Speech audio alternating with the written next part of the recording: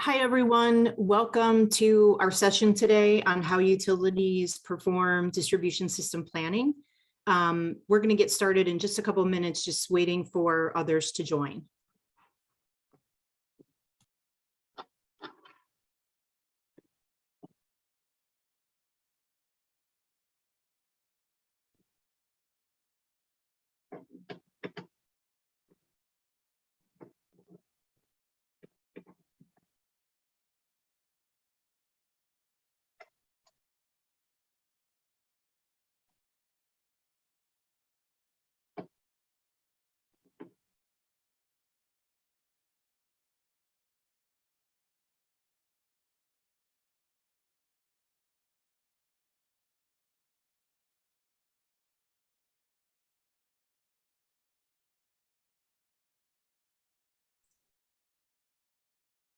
Good afternoon, everyone. We're going to go ahead and get started.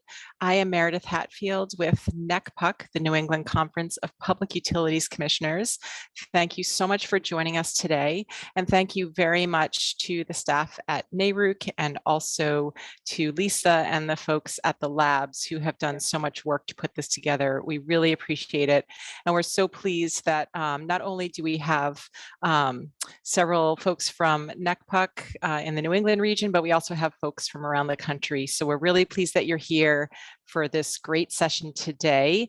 And Tanya and Lisa will tell you a little bit more about both today and also how you can access all of the content in this series. So thank you so much. And Tanya, I'll turn it over to you.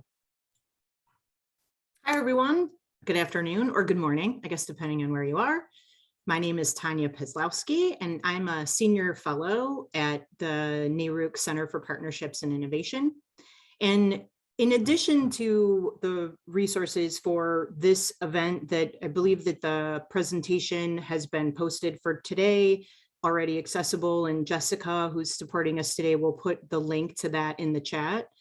But also, the Center for Partnerships and Innovation website, which you can find on the front page of the NARUC.org website, has a ton of information and resources on this topic as well as others. So this falls under the Electricity System Planning Training Series. This is the second webinar in that series, but that falls under the larger umbrella of integrated planning that we've been working on since 2017.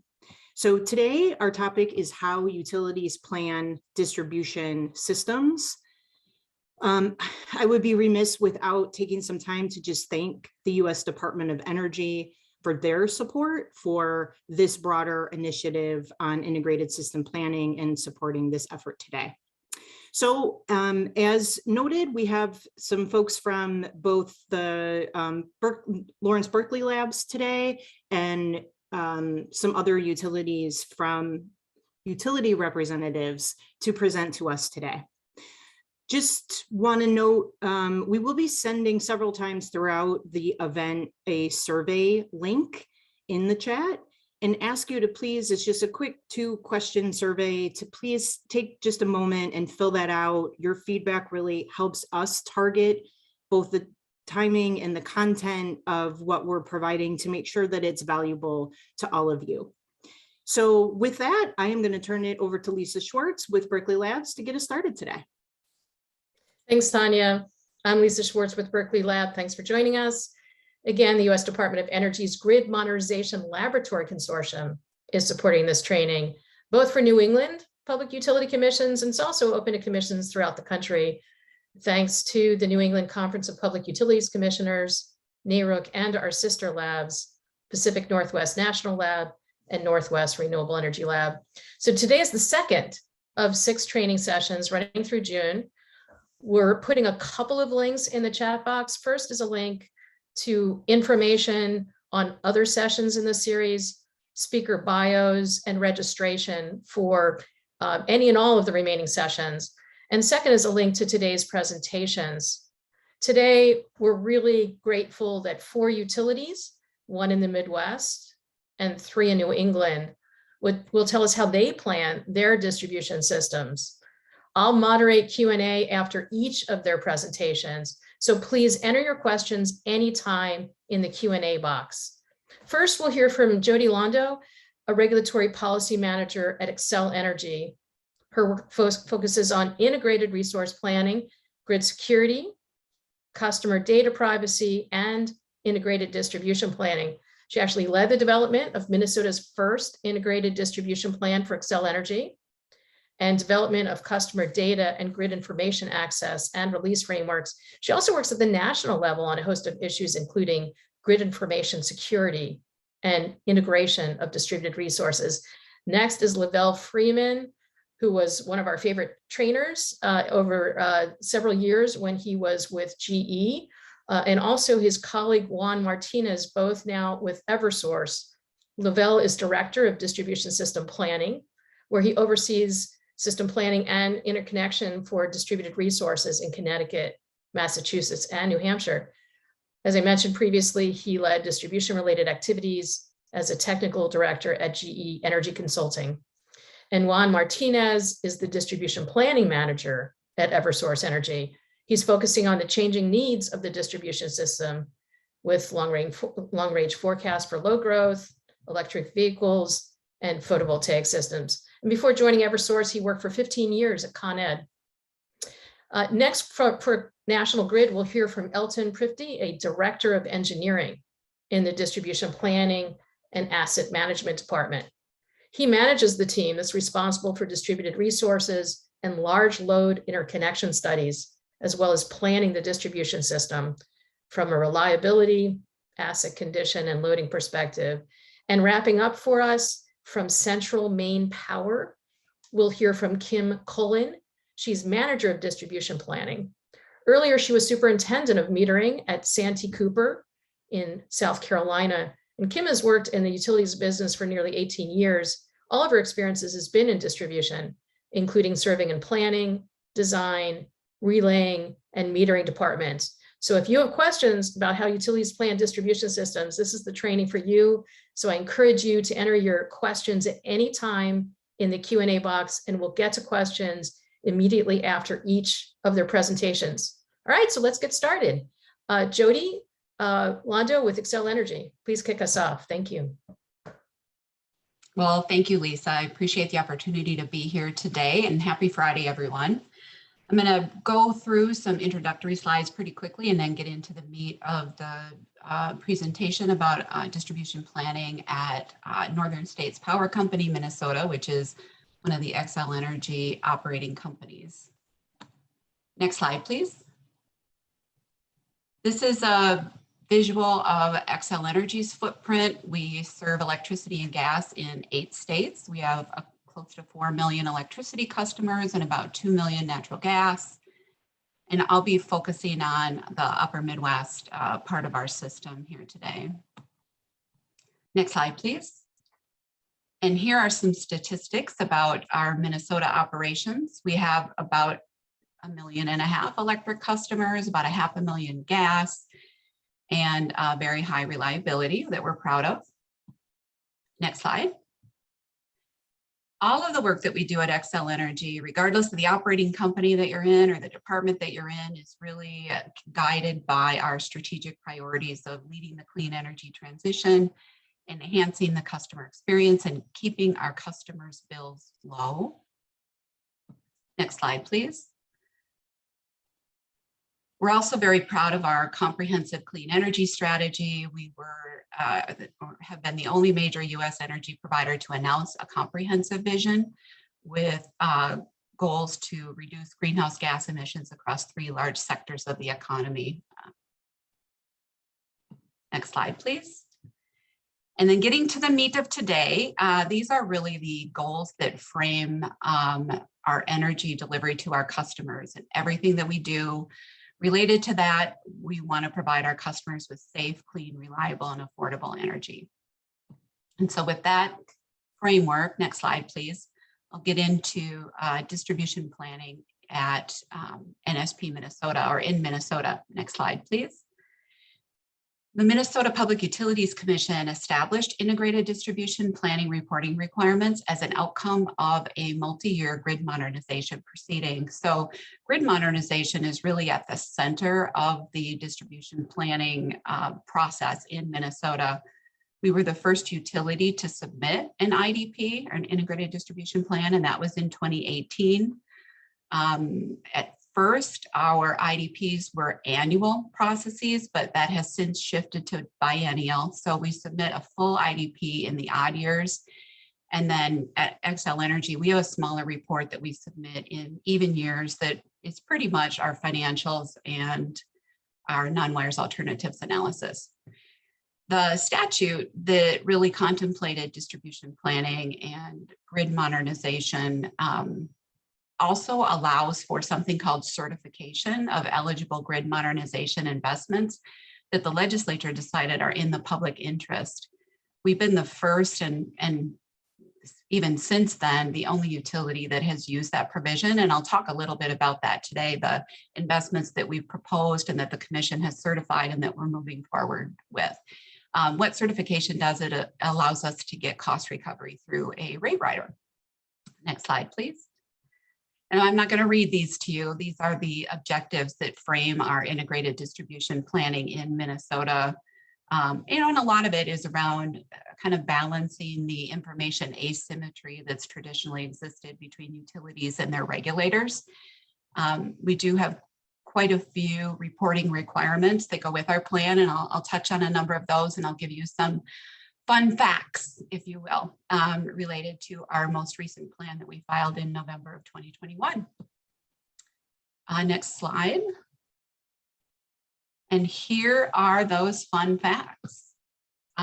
Next slide. The plan itself is about 40 pages. It really talks about the drivers affecting the distribution system, our strategic priorities, and then how we're acting on those.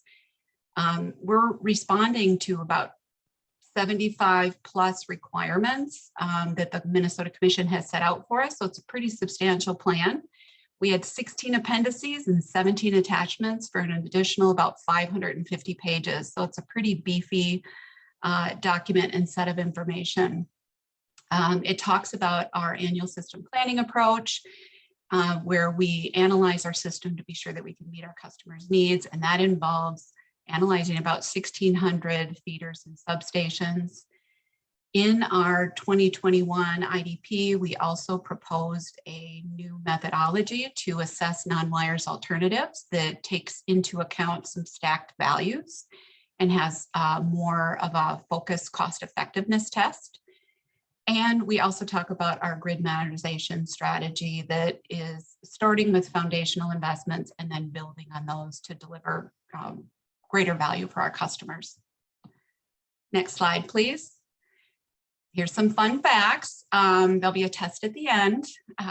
Our average annual distribution budget in our latest IDP is approaching $550 million in each year over 5 years.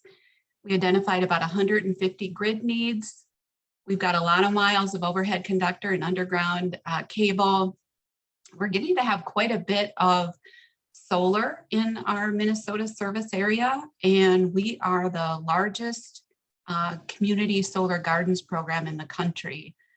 These statistics are a little bit aged. Our plan was filed in November, and so the statistics were a little bit, a couple of months before that. So we're about 850 megawatts right now of community solar garden capacity on our system. We also have pretty substantial demand response programs in Minnesota. About 500,000 customers participate for 740 megawatts of demand response. Next slide, please. These are the drivers that our distribution business area have identified as really driving where they need to go. There are definitely increasing expectations of the distribution system. Customers have higher expectations of its performance and its accessibility. We're seeing a much greater desire for stakeholders to understand and participate in the planning process than ever before. There's certainly broad interest in decarbonizing the economy and lots of emerging technologies. Next slide, please. So these are really informing our strategic priorities for the distribution system, which again are going to be aligned with Xcel Energy's, but a little bit different. These are a little bit more detailed. still focusing on the customer, still enabling the clean energy transition, but also renewing our assets to be sure that the grid is ready for those changing expectations for customers and can support two-way power flows and can support electric vehicle chargers and can support other beneficial electrification. We're also transitioning to a more transparent and integrated planning process, and we've got to be sure that we have a sufficient and prepared workforce for the future. Next slide, please. This is just a quick snapshot of what our system planning process is. We kick it off every fall. It continues until about the following July when budgets are finalized and then projects start to get designed and implemented. When I talked earlier about us analyzing 1,600 feeders and substation transformers, that's really what's going on here. And I'll touch on the pieces of this a little bit more as well, but it essentially starts with forecasting what our customers' needs are and how we're going to meet those over the next 5 years. We identify load that is at risk and then ways that we can mitigate that risk. And sometimes those are big actions we need to take. Maybe we need an entire new substation or a new feeder. And sometimes they're more simple. We're able to transfer load among adjacent feeders or something like that. Anyway, the engineers develop those plans and then they all get fed into a budget process, and the ones that are prioritized move into a detailed design phase and then get constructed. Our non-wires alternative process is also part of this. It's part of that mitigation plans process, and I'll touch on that as we progress here. Next slide, please.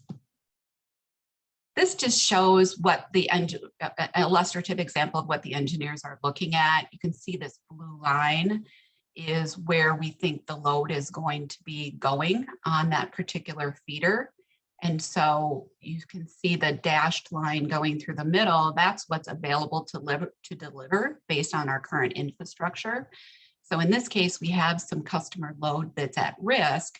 So those engineers are really looking at how much load is that, what's the duration, and what kinds of actions might they need to take to mitigate that risk. Next slide, please. To do that, we've got a lot of tools that we use, and they all have a role. And so some are involved in forecasting, some are part of the risk piece, some are part of the budget piece, some are longer term. And then we also have dedicated tools for hosting capacity, which is an interconnection tool that we provide on our website. I'm going to focus a little bit more on the second one here. It's called LoadSeer. That is a new system that we just started implementing in the last year. If we go to the next slide, it'll show a little bit more about that. This is also one of the grid modernization investments that we sought certification for from the Minnesota Commission. They did certify it in mid-2020, and we've started to implement it. We actually started using it last fall in our planning process. It's LoadSeer by Integral Analytics, and we really needed it to be able to do more granular analysis that's needed as the grid is evolving. We had been using our previous forecasting tool for about 20, 25 years, and it served its purpose very well and for a very long time, but it no longer did what we needed it to do. We need to be able to plan our system at a more granular level. And a good example of that is, historically, probably for about 100 years, distribution planners have planned to an annual system peak. Everything was planned around meeting that peak. But now we really need to look at intraday kind of information and what are the minimum and maximum loads in a day, and what are the loads at different points on the distribution system that are below the feeder level. To give you an idea of how many there are, we have about 1,100, 1,200 feeders in Minnesota. Each one of those feeders is going to have between about 1,500 to maybe even 8,000 parts to it that we could possibly plan to, and that's based on population density. So we could, with load seer, we can go from analyzing that top line number of 1,600 feeders and substation transformers to somewhere around 500,000 or 600,000 points on the grid. And so that's going to be very important as we move forward to be analyzing for distributed resources, for electric vehicles, and just so that we're able to also better integrate our planning across distribution, transmission, and resource planning. Next slide, please. So here are some key inputs to that annual system planning process. Next slide, please. It all starts with a forecast. This is a corporate load forecast that went into our most recent planning cycle. The distribution planners don't use this as a starting point. They actually have to start with what is the forecast at an individual feeder level, and then they roll those up.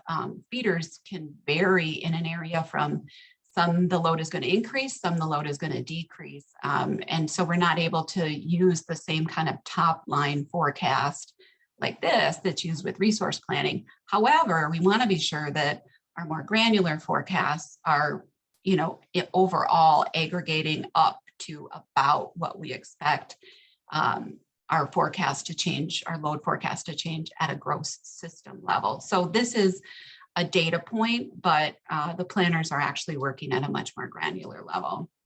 Next slide, please.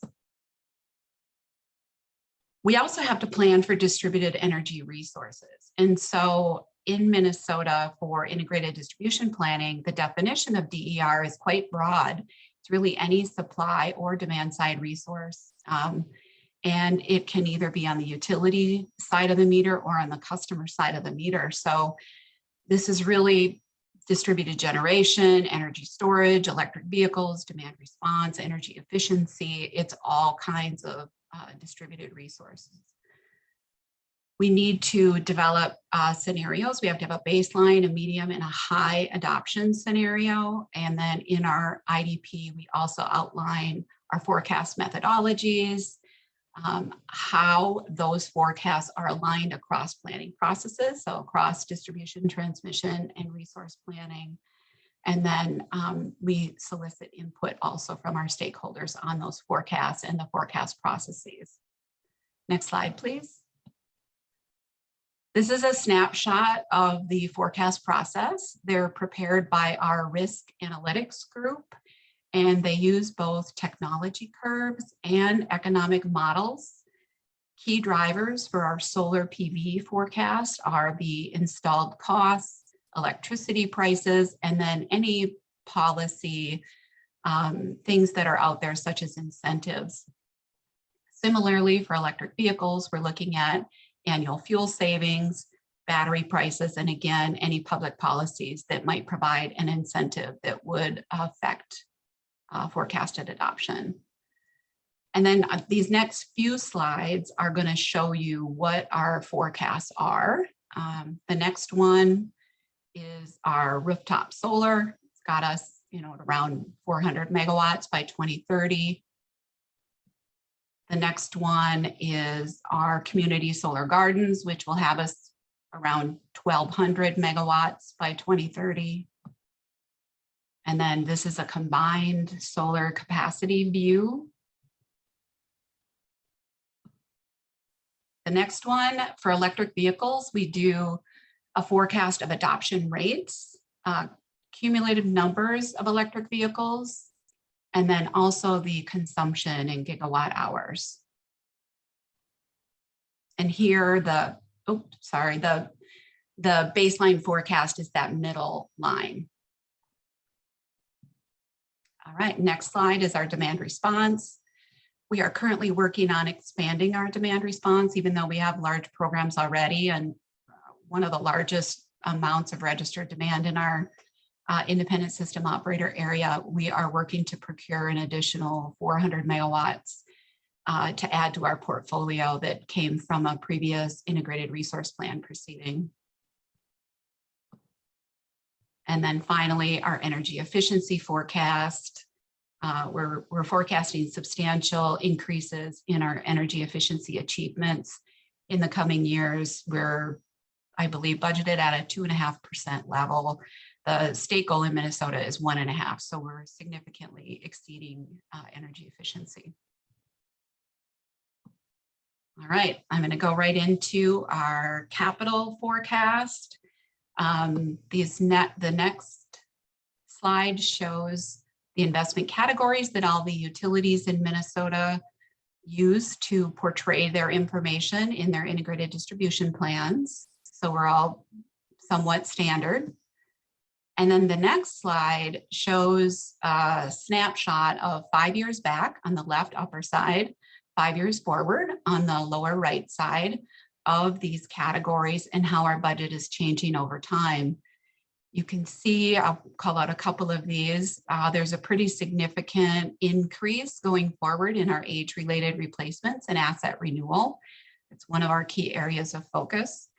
Another very large change is the salmon colored one. You can see more so on the go forward budget on the right side. That is our grid modernization category, and it reflects us being right on the cusp of our implementation of AMI in Minnesota, primarily. And then there's some other shifts as well, but those are probably the two largest.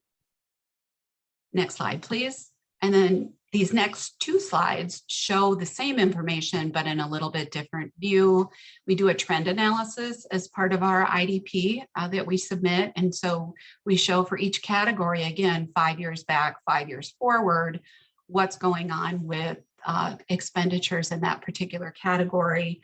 On this slide, you can see that significant increase in grid modernization that reflects the AMI, which we frankly just started rolling out about 3 weeks ago in Minnesota.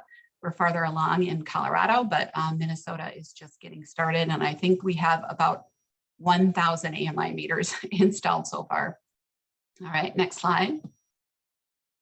And here again are the remaining categories, and you can see this significant increase in the age-related replacements and asset renewal, really being driven by aging infrastructure, transformers that they've been doing hard work for 50 years, but it's time, that they get changed out. A lot more pole replacements, that kind of thing. So a lot of these are proactive replacements, but also just planning for failures like we have to do. All right, now I'll touch on our non-wires alternatives analysis. As I mentioned, it's an important part of our annual system planning process. Next slide, please. We have several requirements that are part of the IDP. So we need to do an analysis for any project in the current 5-year budget that is at least $2 million, and then show how a non-wires alternative compares to a traditional utility investment in a number of different ways. We also are required to engage stakeholders in furthering our non-wires alternatives analysis. And then specifically, we committed for 2021 that we would engage with stakeholders toward incorporating a broader set of values and revenue streams in our analysis. And I'll touch on that. Those are often termed stacked values, and that's probably how I'll refer to them here going forward. Next slide. Here I'm showing basically the same graphic that I showed before, where the engineers are looking at what do our customers need? Are we going to be able to meet that need? And if not, what do we do? Then here on the bottom of this particular slide, we're saying, okay, what would we need a mitigation for this risk to look like? How long would we need to either reduce that load or meet that load requirement? And so here, it's really about 10 hours. It's in the evening. It goes into the time when it would be dark. So solar alone isn't going to be a solution, but perhaps solar plus a battery might work. In terms of load reduction, could we achieve a nearly 4 MVA reduction in load through energy efficiency or through demand response? Demand response, probably not likely if it's for 10 hours. Customers aren't going to want to control their load that long. So anyway, the engineers are looking at all of this, considering what kinds of mitigations they might be able to do, and then doing analysis on those. Next slide, please.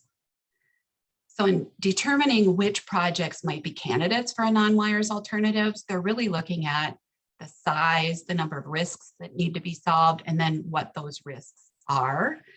In terms of size, the IDP requirements set a $2 million threshold, which is also pretty aligned nationally for projects that generally show a better viability.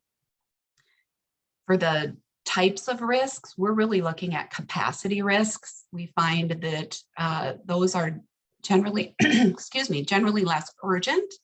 So there'd be enough time that we could develop an alternative solution or even a traditional solution that's going to be able to meet that. So we're looking at probably projects that are at least 3 years out. And then we also look at the number of risks. Sometimes the engineers will identify an issue on the system and it might carry 5, 6, 10 risks that need to be solved. So when we're considering a non-wires alternative, that's a really important factor. And we generally are considering a project as a viable candidate for a non-wires alternative if there are 5 or fewer risks to solve. Next slide, please.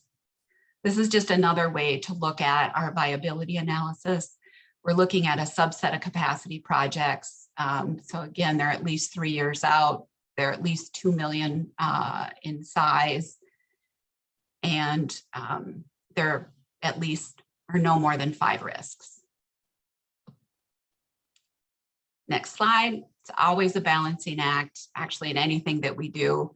But with a non-wires alternative, you've got other things that you have to consider. You've got spatial and siting concerns. You've got third parties playing into it. You know, if a third party is going to own the non-wires alternative, if you're thinking about energy efficiency or demand response, you've got to think about customer participation rates. And certainly we've got to always think about reliability and the economics of the project. Next slide, please. So as I mentioned, we did a stakeholder process in 2021. We had 3 stakeholder sessions where we explored stacked values with our stakeholders. There was general support for including those in the analysis. We used the National Standards Practices Manual as our basis to identify potential values. And we asked our stakeholders to weigh in terms of which ones they felt were the most relevant and the most impactful to a non-wires alternative analysis. We even asked them to rank them and talk about the ways that they thought we should value those and calculate those. We also found there was a lot of interest from our stakeholders in pilot projects, and a majority of the participants in our workshops also said they would participate in an RFI or an RFP if we were to issue one. Next slide, please. This just gives a quick snapshot of the actual process. So we identify the risks. Our new process has us doing an initial filtering based on these stacked values that you see in the lower left corner. And then those that are reasonable, have reasonable results, go into a more detailed study process. And then we apply these additional stacked values that you see in the upper right-hand corner of this slide. Next slide, please. So this gives a quick snapshot of the changes in our new methodology.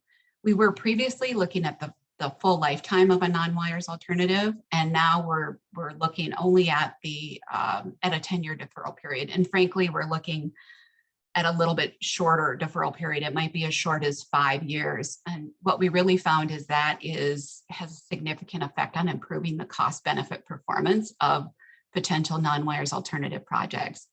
Another key piece is the load reduction requirement. Before we were looking at an exact megawatt hour risk. And now we're looking at, if you remember that graphic, this peak output for the duration of the risk. And that would be more consistent with contract structures that we're seeing nationally for non-wires alternatives. And then prorating the values, we're really prorating it to just that fraction of the non-wires output that would solve the system risk. And this leaves that non-wires alternative provider able to leverage that non-wires alternative project for other use cases outside of the load reduction. Next slide, please. And one more. We are working, as are many utilities, on integrating our planning processes across distribution, transmission, and resource planning. And, we're really going to need to be doing that in terms of all of the resources that we consider, but also in the way that we conduct our planning.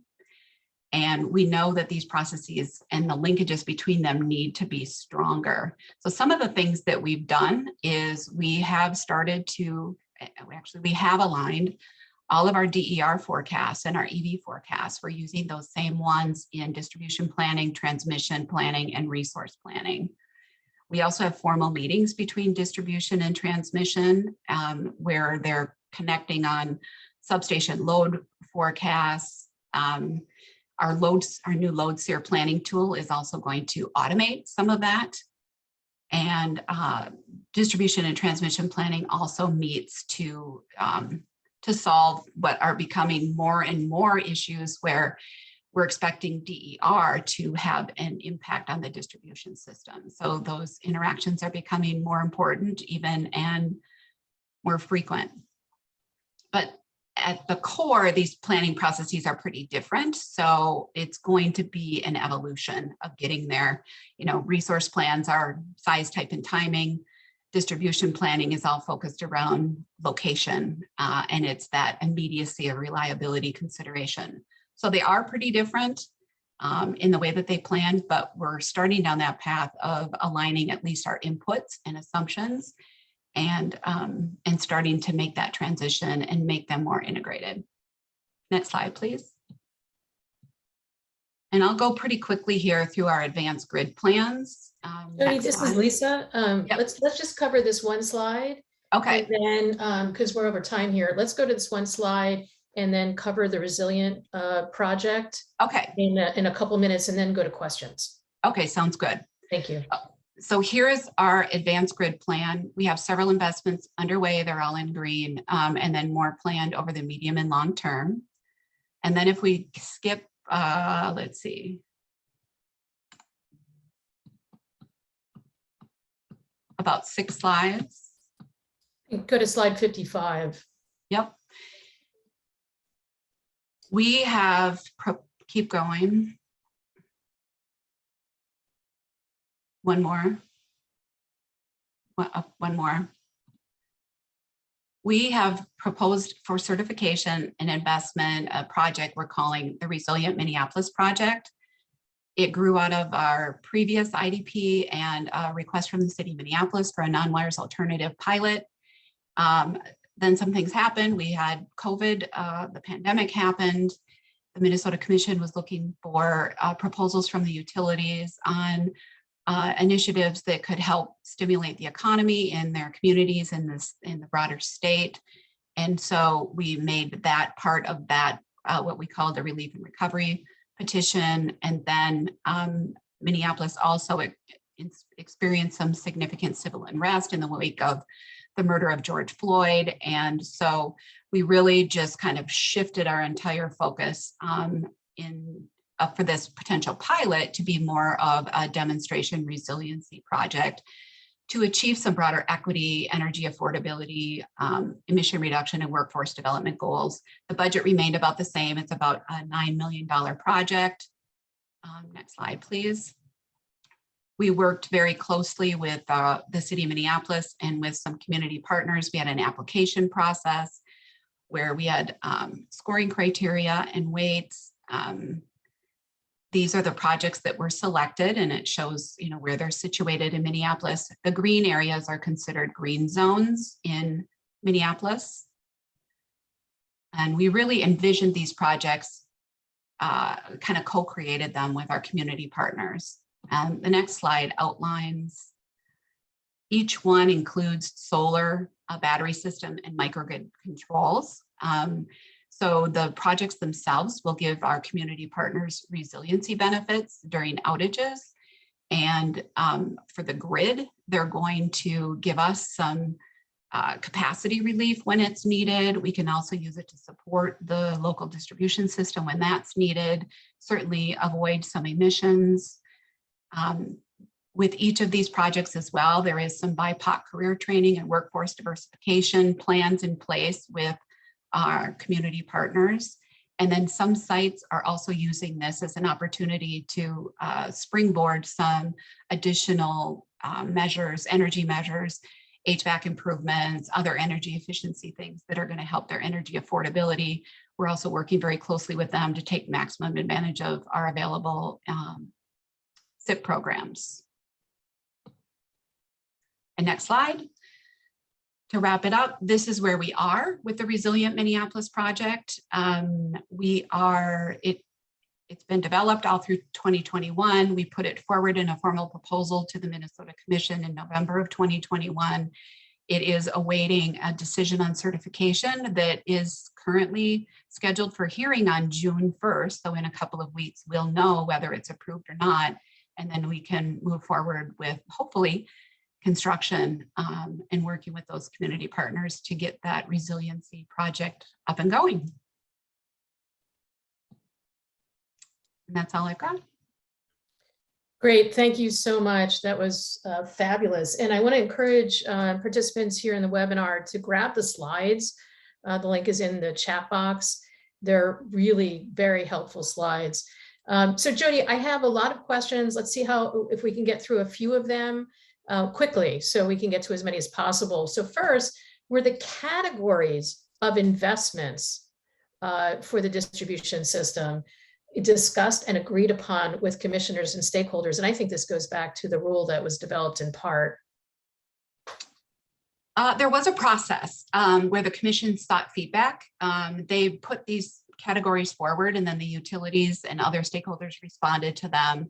They generally map to the way that we did our budgeting. So, but yes, there was a feedback process. Great. Are the non-wires alternative projects owned by third parties? And if so, how does Xcel Energy make sure they get built? We are expecting that there will be some. We don't have any yet. So this methodology we'll start using with our 2022 analysis. And so we're hopeful that we've got some that we identify in this coming year.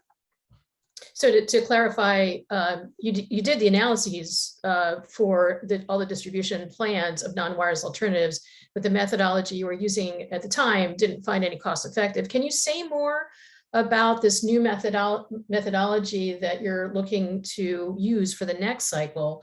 And specifically, you know, the cost effectiveness screening. I was reading that if the incremental net impact is less than 0, then the alternative would be deemed cost effective. Could you just say a little bit more about how that would work?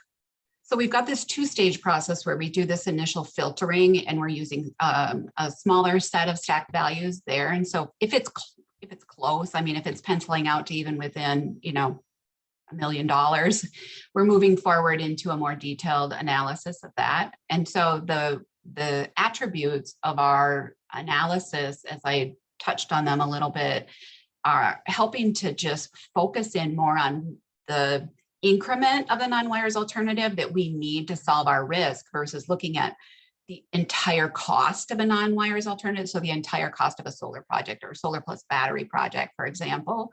So it's really serving to improve the cost effectiveness of the alternative, probably tenfold over the methodology that we're using before. So we are expecting with our 2022 analysis to have some that probably pencil out or they're pretty close.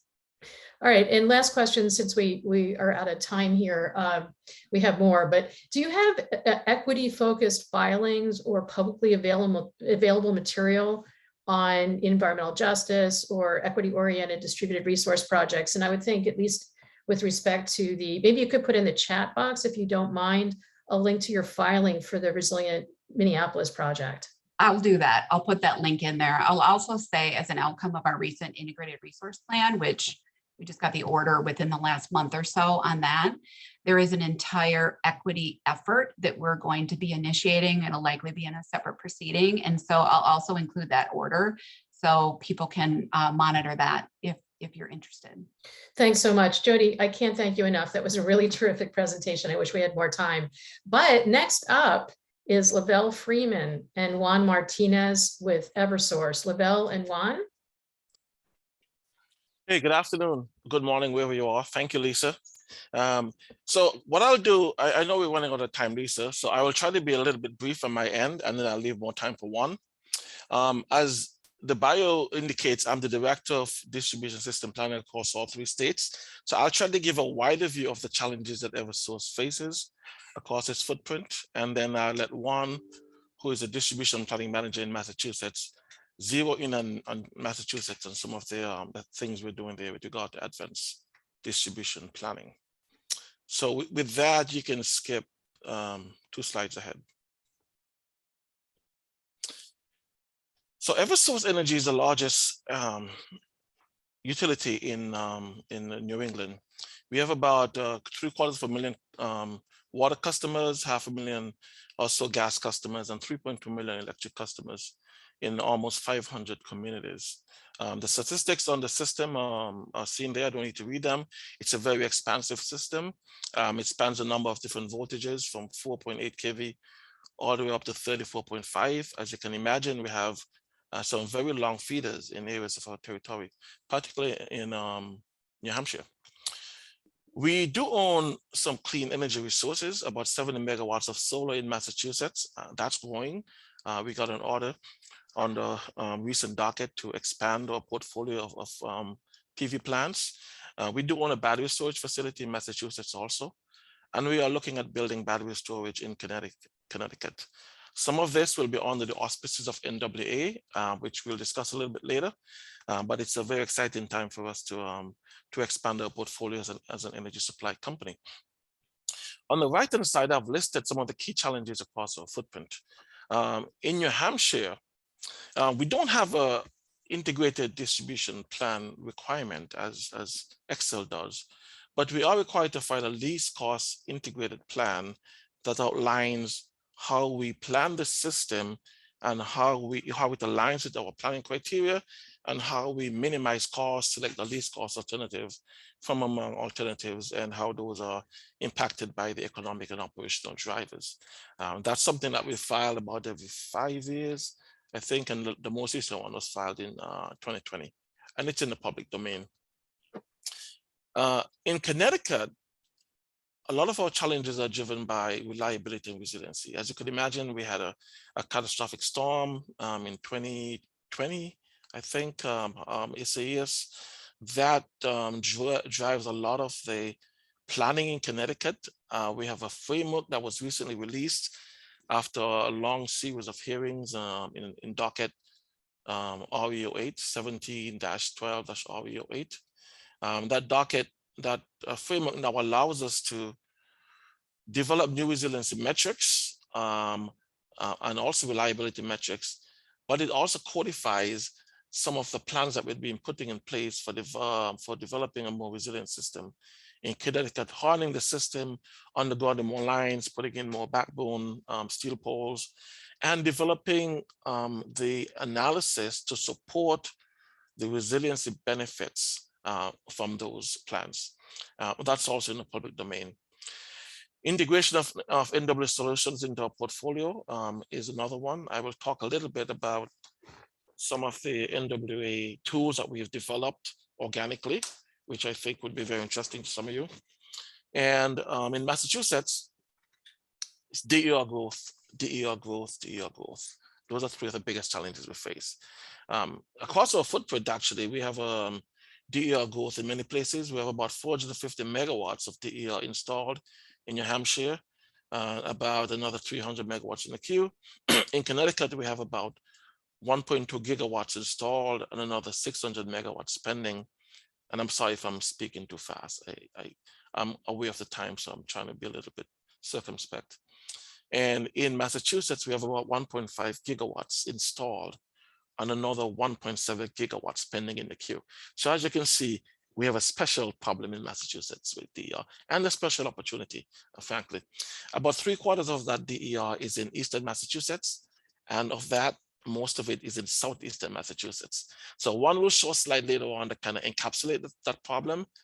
an opportunity in Southeastern Massachusetts with DER, but we are now going through a process on the docket called 20-75 that allows us to be proactive about how we plan for DER and to build the infrastructure that would allow the seamless integration of this DER across our state.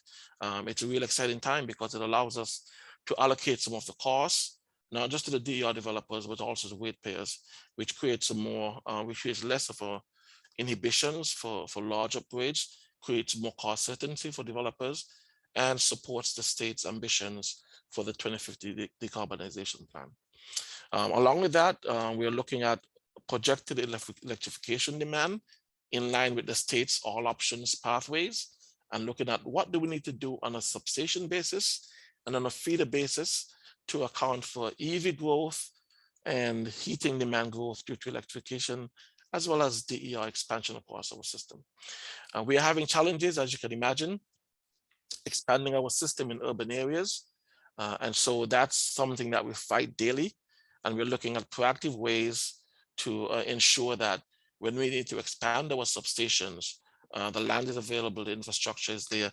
And what smart, innovative measures can we take along the lines of NWA to reduce the need for infrastructure in the ground?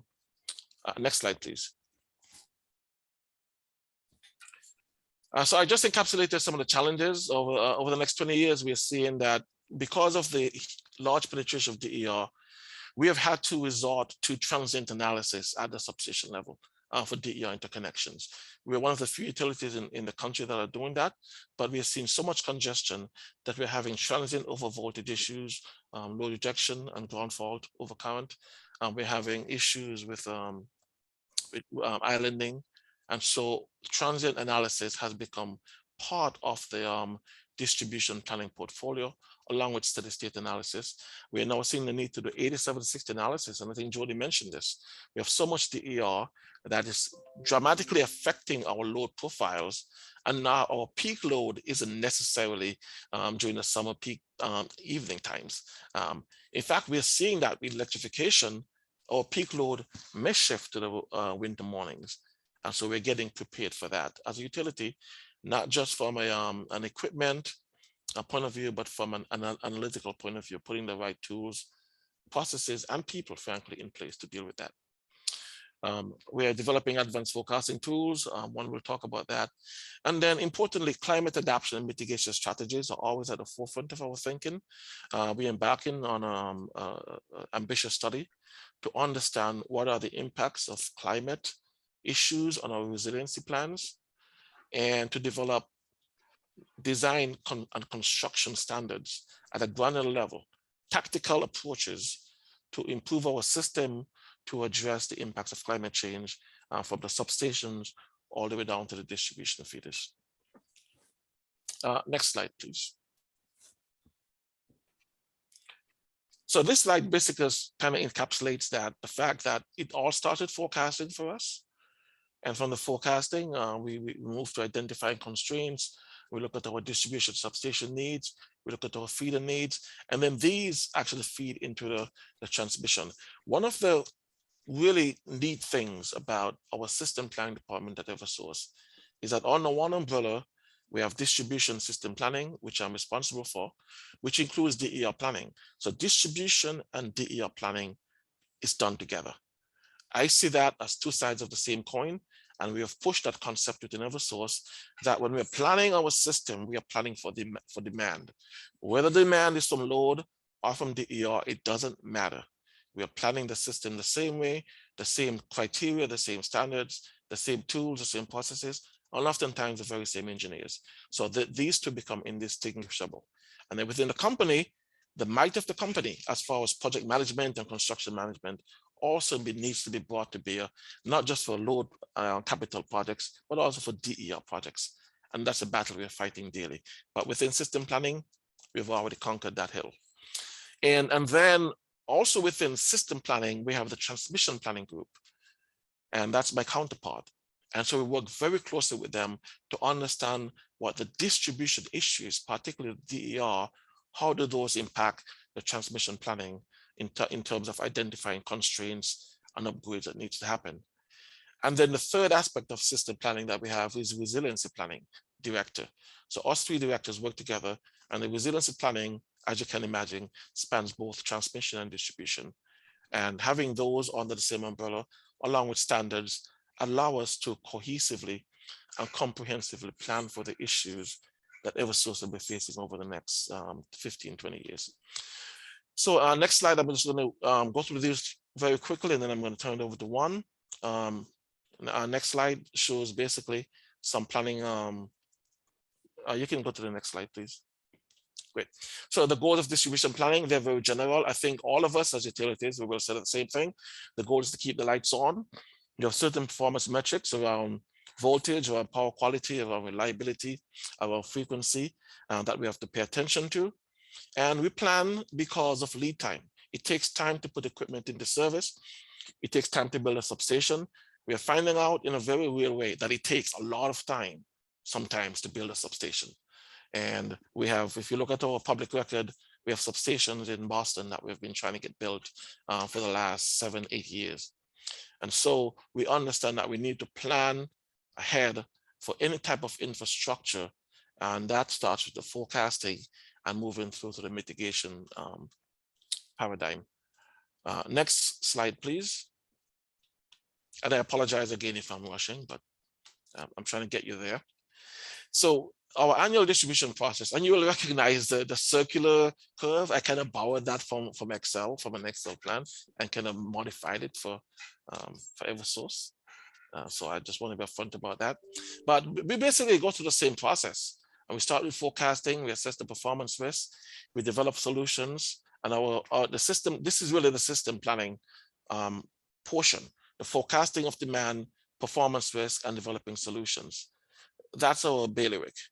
And then it goes to the engineering team that does the engineering, the preliminary engineering, develops the cost estimates, and then it comes back to us together with project management. We initiate the projects. And then when these projects are approved through our capital approval process, which is very structured, they go into construction and commissioning.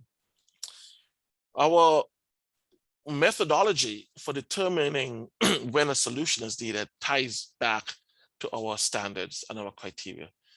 We are very adamant about having cohesive standards across the company for how we design our system, whether it's during N-0 normal operating conditions or during N-1. And one of the key things is that we design our substations so that a single failure of any element would not create an N-2.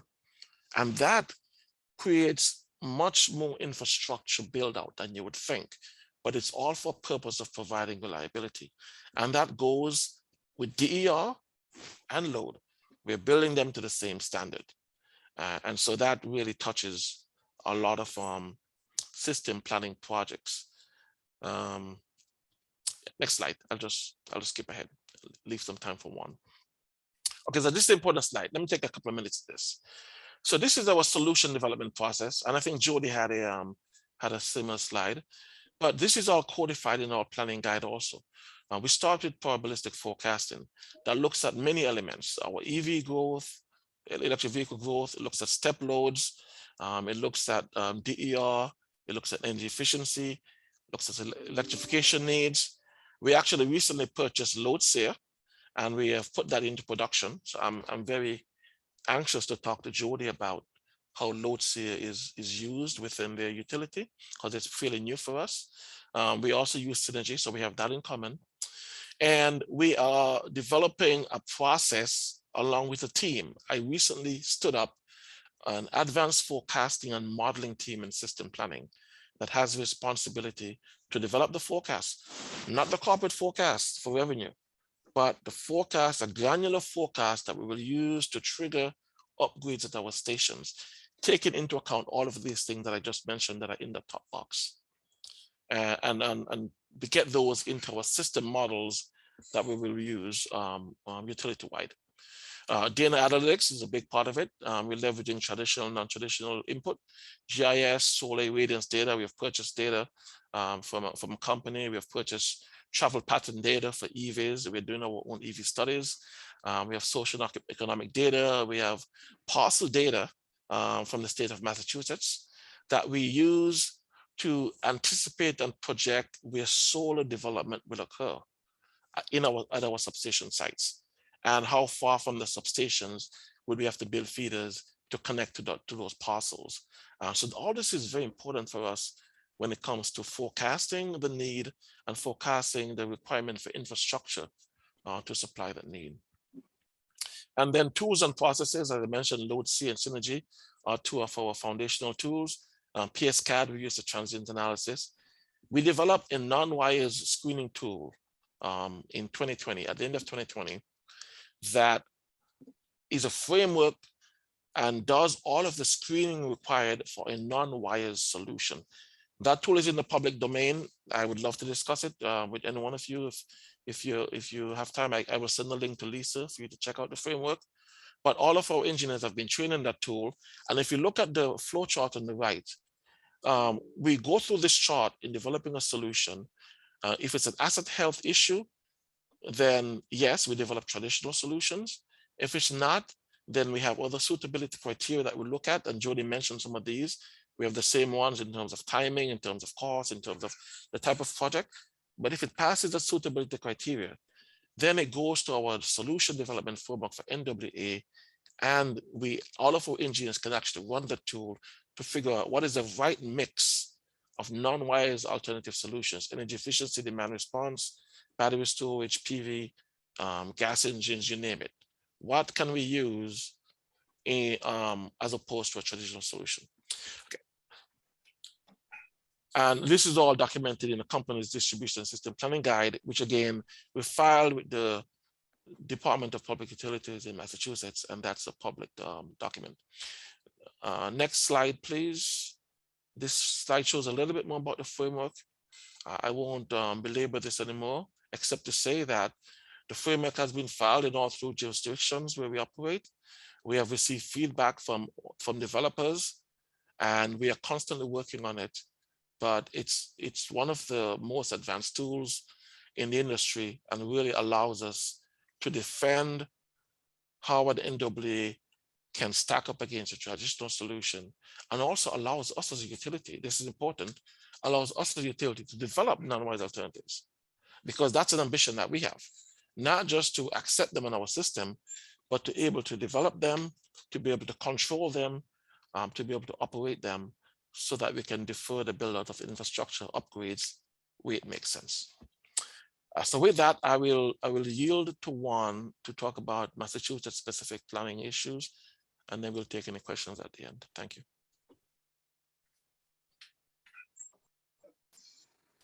Can you see me now? Yep, I can see you. Okay. So I have a couple of slides, and you know, the takeaway from my part of the presentation, I want you to understand what are the challenges with planning, how we've been able to tackle them, right? And then let's talk a little bit about forecasting, a little bit more in depth, and then we'll go through a little planning exercise. So with that, next slide. So a little bit a zoom-in version of the Massachusetts areas. So we break it down into three areas. We call SEMA, Southeastern Mass. North is your metro area, Boston, and Metro West as well. And then Western Mass, you know, it's more of a rural area. So this is a great picture because it actually shows the challenges all in one. So if we go from right to left, so in SEMA, we have about 40% of installed DR capacity, 40% of peak demand. So a huge amount of DR. We have about 1.3 gigawatts in queue. That is, you know, 3 times the installed amount, almost 3 times the installed amount just in queue. In the north, we have high loads, very, very high load density, but very low generation because, you know, there's no room to put, you know, PVs. So very different condition from SEMA. And then Western Mass, what we're seeing is a shift. It's turning to be like SEMA areas. You have load growth, very low load growth, but generation is starting to grow. A lot of the developers are picking up, you know, parcels from this area and starting to develop the DER. Currently, we sit at about 53% of peak load on DER, but there's already a good amount, almost, you know, a third of that in the queue, right? And the big takeaway here is you can see that the DER growth is not aligned with the where the actual load is. And we are now at the point, especially in SEMA area, where you can see that it's 1.3, 1,300 megawatts of DR in queue. And it remains in queue because we are at the point where we have to do significant transmission, substation, and distribution upgrades if we want to interconnect them in, because otherwise there's just no capacity in the existing system to do that. So just a good picture to show the challenges. Next one. Next, yep. One way we've been able to tackle these challenges, and everybody will probably say this, is grid mod. So the state has been has worked with us very well in way, ahead of all these challenges. We've already received grid mod funding to do a lot of investments in, and we have three categories, but mainly visibility.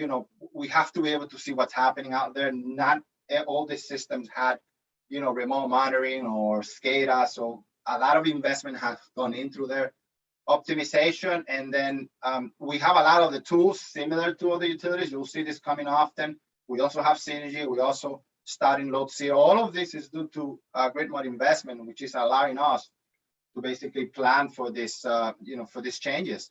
And then new technologies. We're doing energy storage now.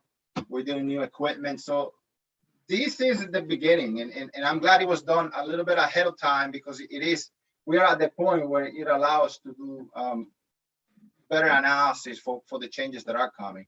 Next slide.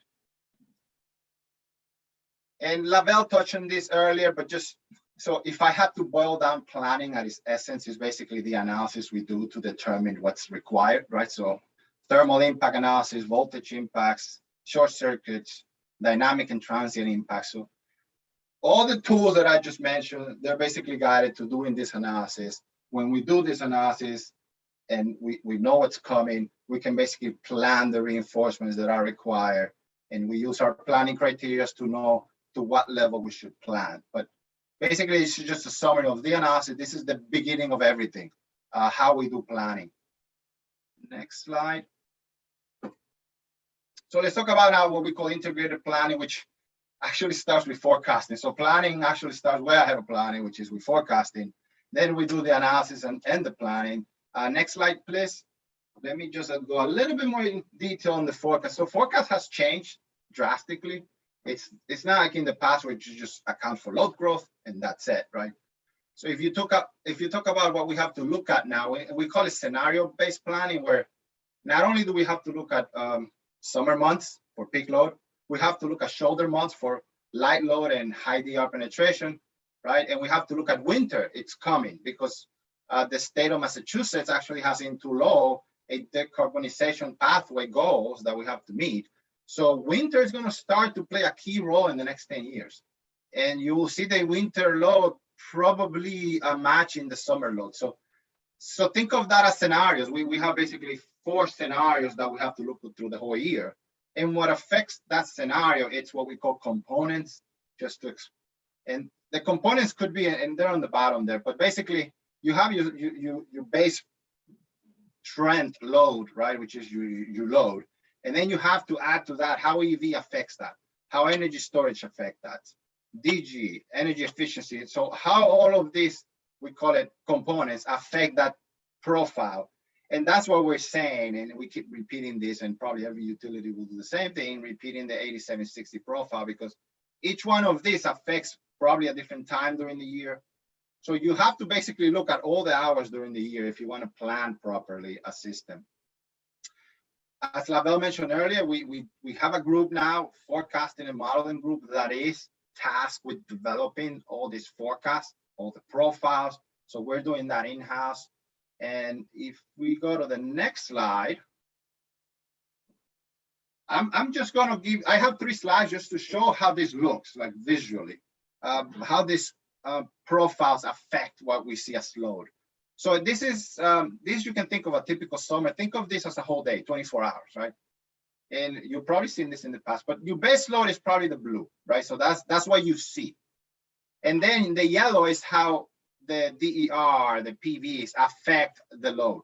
So during the day, when there's a lot of PV, you will see the load drop basically. But at night, when PV goes off, then you'll see it picked up. So this is your typical dot curve. Everybody probably seen this. This is what a summer will look like, more or less. Next slide. So now here's spring, right? Spring, you don't have this peak summer loads, not a lot of air conditioning. So this is actually an example from one of our substations where we put the profile together up to 2030. We have a substation which is highly saturated with DER in southeastern Mass. And typically the substation is 30 megawatts within a typical day. But there's so much DER that during during the day, you can see a reverse flow of about 110 MVA. So you can see the magnitude of these are the shoulder months, let's call it. You can see the change in pattern from like a summer to a shoulder month. And now we have to plan for that reverse power because amps are amps, and we still have to plan for the transformers are seeing that, the distribution feeders are seeing that, right? So that's something we have to plan for. Next slide. And this is where we try to combine it, right? So we call it winter, but think of this as a combined profile, right? You can see the summer high. So that's within the, within the 8 p.m., 6 p.m. time frame. So that will be the yellow line. And then you can see that in the winter, if you were to think of a winter month, you can see that it's already trying to catch up to the summer. And again, this is an actual profile for a substation. So this is what you will see in a typical substation that we have to plan for when you combine all the profiles together. And if you go to the next slide, and I want to go, so let's go through a little planning exercise so you see, you get a feeling for what is planning, right? So I'm going to start from right to left. So we have all these profiles. You have, it's not only 24 hours, you have an 8760 profile for the whole year. We have to do that for the next 10 years because in the next 10 years, all of those are going to grow at different rates depending on the area. So we do it an area specific 8760 forecast for 10 years. And then that forecast for the next 10 years gets input into into the models that we use to model substations. So in the middle, I have a typical substation. So we put it into the substation, but we also have to account for asset condition work that gets done, for reliability work that gets done, for feeder upgrades as a result of new business. So think of this as a combined planning approach where we take into account everything that has to be done at a certain area. And then we see how once we put the entire 10-year forecast into this plan, how it will affect it. So obviously, you have different jobs going on at different years. So you might replace a transformer in year 2, you might do feeder reinforcements in year 3, and you might do something else in year 4. And then once you start adding up the DR growth, the PV growth, the electric vehicle growth into that, then that's how we call combined distribution planning. But what's the takeaway of that? If you look on the left, this is what's the takeaway, right? Especially from the forecasting edge. Instead of looking at a single time during the year for the peak hour, now we're looking at an entire 24-hour profile for the substation. Instead of looking at standard profiles that we can use for every station, you have to be area specific, especially like I showed before. In Boston, we expect a lot of EV, but in the South, we expect a lot of PVs. So it has to be area specific. It's not anymore where we can say, oh, all residential customers behave the same, so let's use the same profile. It's a lot different now. So we're going to need default profiles per area. We're going to need to do 8760 analysis by area and by substations, completely different from what was done in the past. And instead of single year 8760 profile, you have to look at the 10-year. And this is a picture why, right? Because the plans stack together. If you do one, that benefits the other. So this stacking is what it will require us to do, basically a 10-year plan. And then how things relate to each other. So large load and DR customers, so they might also interfere with each other. If I have a large customer from year 1 to 5, how do I plan for that? But then plan for additional load growth, right? And those are the changes that we take into account. So that's more or less a simplified picture of what planning is. I hope you get a good feeling for the complexities and what needs to be done in order to, let's say, plan efficiently for the next 10 years. I think that wraps it up. Next slide. Yep. that wraps it up for us. If we're open to questions. Great, thank you so much, Lavelle and Juan. That was really terrific. We do have a bunch of questions. Let's see how fast we can answer them. And I just want to let everybody know we're probably going to run 15 minutes over if we can. Jessica, let me know if it's not feasible on your end, but I want to make sure we are recording these, and these are valuable resources that NARUC posts on its website, and public utility commissions and others around the country watch these recordings and they get a lot out of them. So we thank everyone, and a lot more people will be watching this in the future. So let's start with a question about frequency of filings at commissions for distribution system plans. Lavelle, what do you think about, biennial cycles with an annual update in trying to maximize the iterative nature of planning? With transparency, but also recognizing the amount of work for the utility, the commission, and customers. What are your thoughts about frequency of filings? And I know your requirements are different in different states. You're on mute, Lavelle. Oh, sorry, I said something great and I can't remember what I said now. No, so I'm all for transparency. At one point I was on the outside, as Lisa mentioned. I was with GE. I joined Eversource in 2020. And so I have seen both sides of the coin. So I am one of those who was frustrated with not receiving enough information from a utility. So being in a utility now, I can understand the need for transparency, but I can also understand the need for the utility to keep some things sacrosanct. So we have developed, as I mentioned, a distribution system planning guide that really codifies our distribution plan, and that is available in the public domain. In New Hampshire, we do have a requirement to file. It's not every 2 years. I think it's every 5 years. And then there's a whole adjudicatory process around that. I think filing every 2 years, considering the amount of planning that happens within the 2-year cycle, because, and I don't want to be long-winded, but in Massachusetts, we have several dockets where we need to work with stakeholders, present to the PUC, and do this also on a 2-year cycle, right? So there's so many things moving within those 2 years. It'll be very difficult for us to update the plan every 2 years. But I do agree that there is some periodic time frame that is like a happy medium between the two. Also, we have a question. How does your utility work with other utilities on planning in the states where you all serve? Do you collaborate, coordinate, participate in common proceedings, or is it really, each utility is on its own? And what are the pros and cons of trying to work with others? Absolutely. I'll let Juan speak to that. Yeah, so we do work very closely with other utilities, especially, I'm in Massachusetts, as you know, but we work very closely with Avangrid. We work with other utilities. Although our planning criteria are different, right? What we do is the same, and the process is the same. So there's a lot of communication, especially on all these dockets for DER. There's been constant communication with our utilities to try to align how we do things. So yeah, it is constant. It happens very often.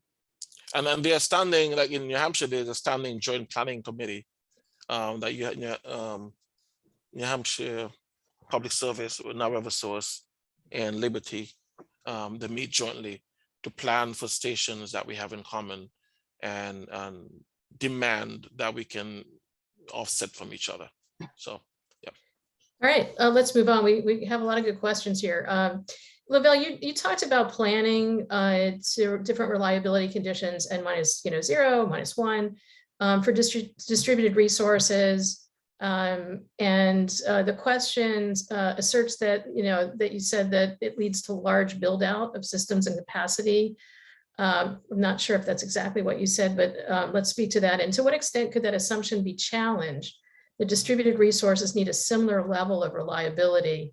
The notion of maybe distributed resources can, as you say, non-wires alternatives can lead to a different, less expensive system. Right. And that's a question that we've gotten many times, to be honest with you. So what we come back to is that it is our obligation to provide reliable service to our customers, whether they be load or DER. And we have seen that many times when DER is chipped offline, we get complaints, frankly, from customers that don't want to be chipped offline. And then they would say, well, you can chip us offline. However, what we have to, what needs to be realized is that when we design our system, we design the system for the long term and for the long-term operability of the system. And so whenever there's a DER that's interconnecting, we have to ensure that that DER that is also contributing to capacity issues, as Juan said, during light load hours, does not disrupt the N-1 reliability for loads on that same feeder or connected to that same substation. So we ensure that if there was N-1 reliability before, the DER connecting should not degrade it. And so any upgrades that are needed to maintain that N-1 reliability, we would make sure that it's done, paid for by the DER most likely. All right, here's a shameless plug for a new Berkeley Lab report. I'll try to remember to put it in the chat box, where you certainly could enter into agreements between the utility and the DER host to be curtailed during light load hours, for example. And there even can be controls. So I'll try to put that link. I think the report is final. And that's something certainly that the utility could pursue with the customer. Yeah, right? I'd be happy to take a look at that. And we have had these discussions. But one of the things to know, Lisa, is that you do that, it really doesn't contribute to the state's aggressive on decarbonization policies, because then you're curtailing energy that we contributed to the clean economy. So that's one of the things that we have to take into consideration also. Right, but I think you're balancing that with can't get the distributed resources on the system at all because they can't afford the upgrade costs. And I have a related question to that. I'm curious about the potential cost sharing. This might be a question for Juan, across non-wires alternative projects. For example, in Massachusetts, some work there in trying to, you're the poor distributed energy resource project developer that, has to make all those distribution upgrades that are going to help everybody else that comes along. So what are your thoughts on some potential cost sharing among DER customers for projects? I think Lavelle actually brought it up earlier. We have an entire docket, which is DPU 2075. And in that docket, we have an extensive explanation of how we see the cost sharing between DER reinforcements and how that affects reliability improvement, how it actually benefits, right? There's reliability improvement benefits, that there's benefits when you consider the growth of load due to EVs, right, due to electrification. So if you look at the long term, there's a clear benefit if you do reinforcements now that will benefit all the customers in the future. And under that docket, we have an extensive explanation on how we see the cost being shared, what is the reasoning for sharing it that way. So all of that is there. We can send the link, definitely. All right, I have one, we have a lot more questions, but I want to just get to one more so we can get to our next presenter. Can you please speak to the process of distribution plan review in Massachusetts? Do the plans get approved by the commission? What are the type of issues the commission raises in their review? This is probably more a question for a Massachusetts utilities commission person, but maybe take a stab. You want to take a stab, Juan? Go ahead. I can say that I'm not sure which type of projects is the question for. We're talking like DER related projects or I think no, this is about the distribution plan review, the actual plan that's filed. Yeah, so we don't file a plan in Massachusetts, Lisa. We develop an annual reliability report that kind of goes through and encapsulates all of the issues that we're seeing from the study perspective and from both on the substations and the feeders, and we file that. And we have had to file plans for DER. How do we integrate DER on the 2075 that will be adjudicated. But as far as a general distribution plan, we're not required to file those. All right, thanks. That's very helpful. Well, I could keep asking you questions, as you know, Lavelle, for a long time. I really appreciate all of the information you provided. It's super helpful.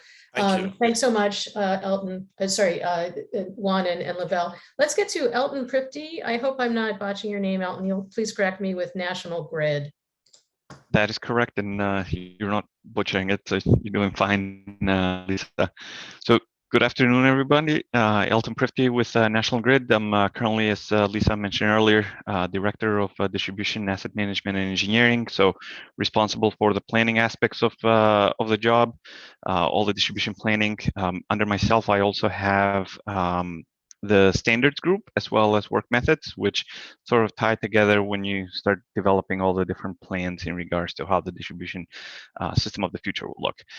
National Grid is an international distribution transmission for both gas and electric company. In the US, we operate in 3 states currently. In New York, Massachusetts, and Rhode Island. Personally, I'm responsible for the state of Massachusetts. In US in total, we serve about 20 million customers in both electric and gas systems. So if you don't mind going to the next slide. So I'm going to breeze through the next probably handful of slides, considering that everybody talked about what distribution planning is, but bottom line is we're here to provide safe, reliable, and efficient service to all of our customers by looking into the historical performance of the system as well as what is forecasted going forward. Next slide. The why we do it, so to maximize the safety of our customers, our public safety, the assets that we own and we operate, as well as the workers that operate those assets. On the reliability front, it's to proactively improve reliability or maintain it to the certain levels, and then the efficiencies on the developing the plans that are cost efficient for all of our rate base and our rate payers and the customers that pay for it. So next slide. So the concept around planning, I think we learned or we heard from almost the first 2 utilities that presented, Jody and as well as Juan, in regards to the concept around planning. So it takes into account the performance of the system as well as also the forecast going forward is taken into account to develop the plans that are needed for the distribution system. Next slide.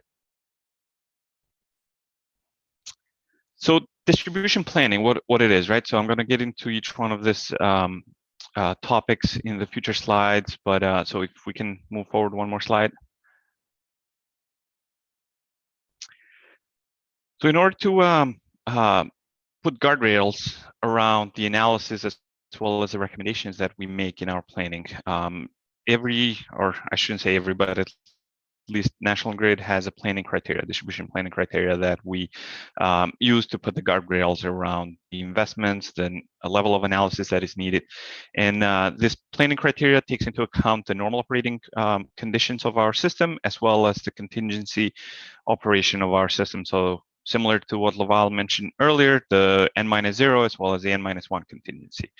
Our planning criteria has the different topics that are listed in here. So the asset condition is taken into account, not only from an age perspective, but we do predictive failure analysis on our major assets, meaning usually the transformers, the breakers, so components that will be impacting a large number of customers from a reliability perspective.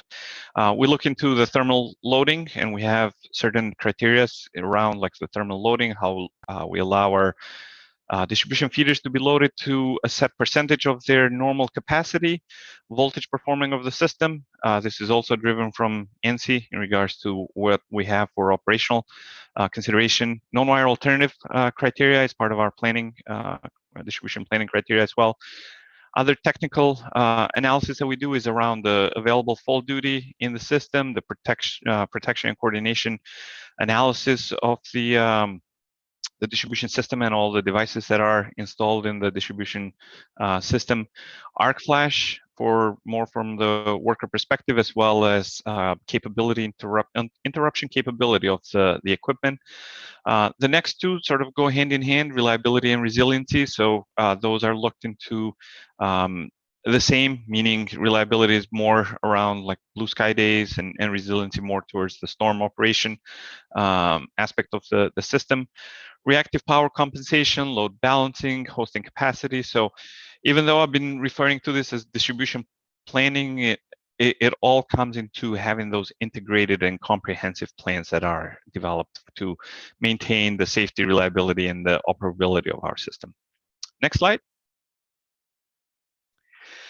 So we've heard about forecasting a lot in the previous two presentations, right? So again, everything is dependent on the forecasting. Currently, right now, we use a regression-based model for our forecasting. It looks 15-year out. A lot of variables are taken into account into our forecasting, whether it's the economical growth that we've seen, as well as what's forecasted, peak historic loading of our system, in annual energy sales, weather conditions, whether it's we're planning for extreme weather condition or normal weather condition. Then we add on all the different layers in regards to the DER impacts that will be impacting the forecast. So meaning energy efficiency programs and savings that exist out there, similar to the other utilities, the PV forecast, EV forecast, heat electrification is taken into consideration, demand response, and we are doing work right now in regards to large spot loads to be taken into consideration. So these are the fleet electrification efforts, for example, right? If we have a transit agency that is looking to electrify their fleet, or any type of like UPS and FedEx or USPS that is trying to look into electrifying their fleet, all that is being taken into consideration. In addition to system level forecasting, we have feeder level forecasting too, considering that our geographic territory acts differently depending on where you are. The feeder level forecasting is key for all of our planning analysis. So that is also taken into consideration when we start looking into the smaller chunks of our system when we do the area planning analysis. So we'll move on to the next slide.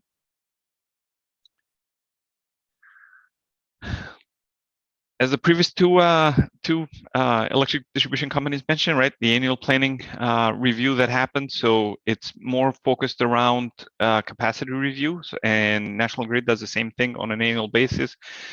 We look into the peak of peak load of the system, of the distribution system. Then we apply the forecast over the last 2+ years now. I think this will be the third one. We just kicked off the third year effort. We are also doing winter annual review in anticipation of the large load growth in regards to EVs, heat pumps, as well as the beneficial electrification. We are looking into what it would do to the winter. We're not stopping there. The next things that we're going to be looking into is the shoulder months. I think it was Jody that mentioned the loads here, and we're not there yet. We have been talking to them quite a bit in order to incorporate that into our planning analysis, especially the annual review that we do. The shoulder months are becoming more and more challenging for all of us in the utility industry, right?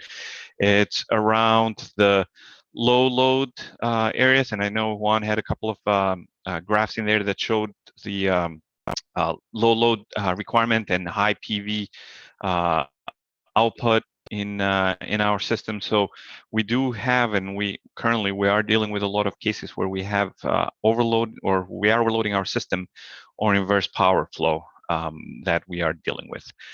Next slide. So as part of that annual activity that we do, there are certain type of investments that come out of it, meaning certain small scale projects that we have to implement in time, so we don't allow our system or our assets to be overloaded. A lot of the information from those annual activities feeding into our approach of area studies. So we split our service territory, and I'm going to take Massachusetts as an example, into 48 different electrical area studies. The information that we do, we analyze during the annual planning cycle feeds into the prioritization of which area studies need to be taken into consideration in order to dive deep into the needs of that area, whether it's from asset condition, reliability, loading concerns, the voltage performance, operational flexibility, arc flash, protection and coordination review. So all that is being taken into account into the area studies. We develop alternative solutions to the plans, meaning not one solution fits all. And then we stack the value of the various solutions that we develop and compare them against each other from both cost perspective, feasibility, as well as enabled hosting capacity or enabled load serving capacity in the future.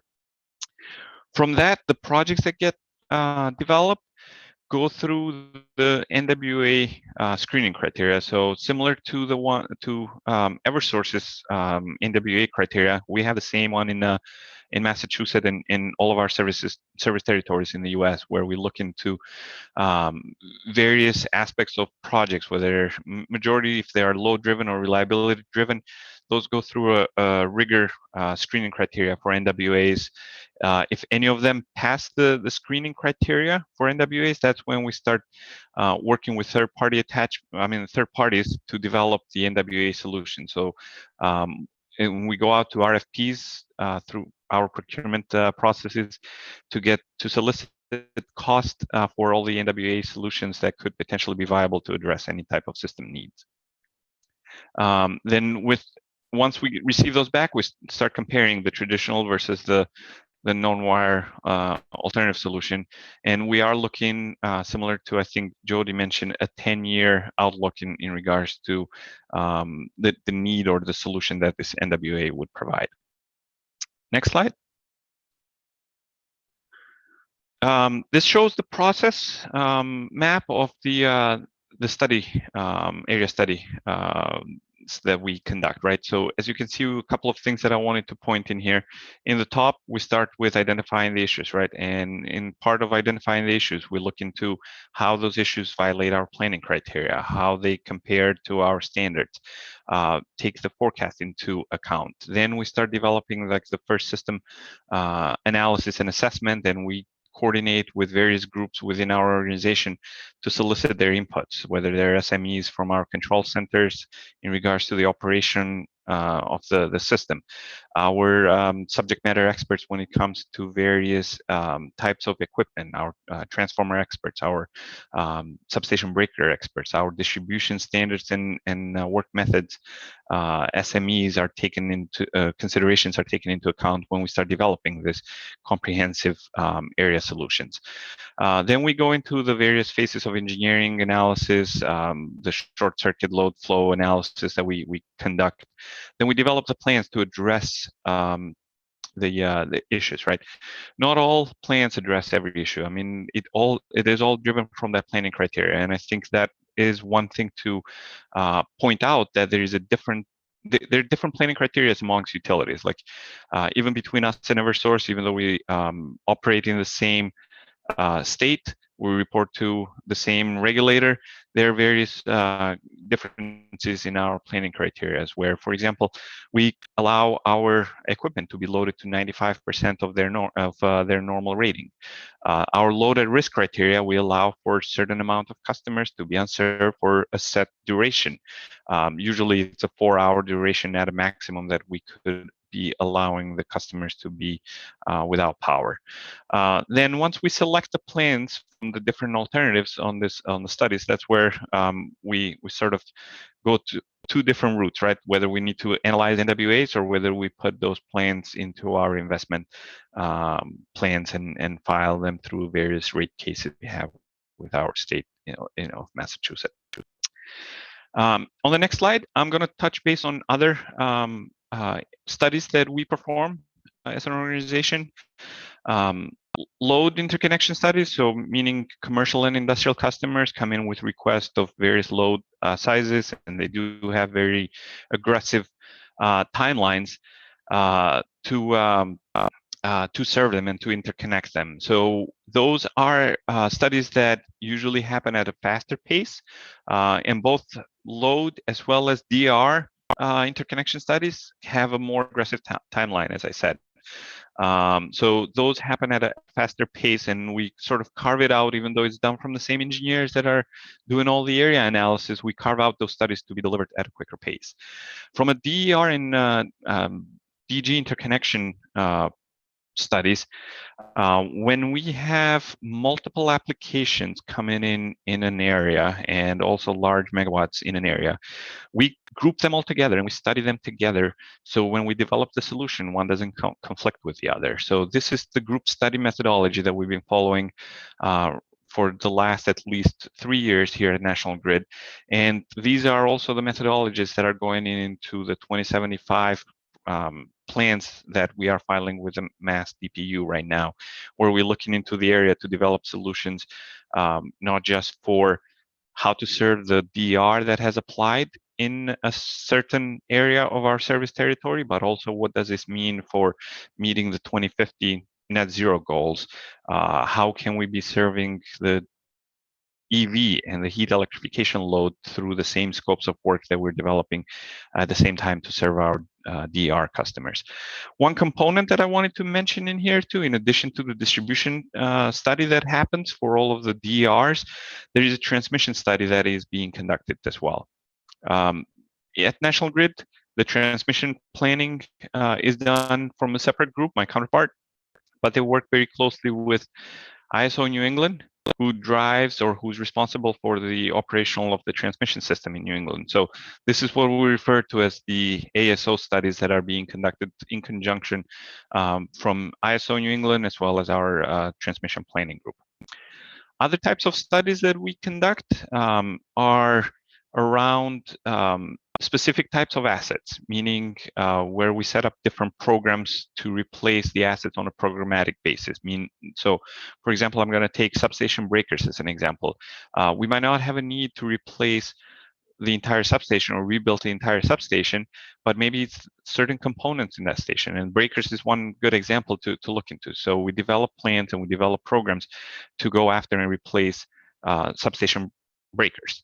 Other things in the distribution line side is underground cable. I mean, our system is, in some areas, is over a century old, and it has performed fairly well, but some of those assets are, it's becoming time to start replacing them on a one-on-one basis, right? Because there isn't the need to upsize the conductor, for example, or just address the aged needs, or maybe look into the environmental impacts that a paper and lead cable could have, or an oil-filled cable could have.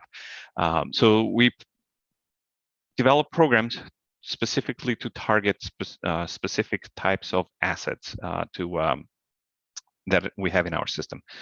In addition to that, annual reliability reviews, right? So every year, we have a criteria in Massachusetts that the bottom 5% of our distribution feeders are considered to be our worst performing feeders.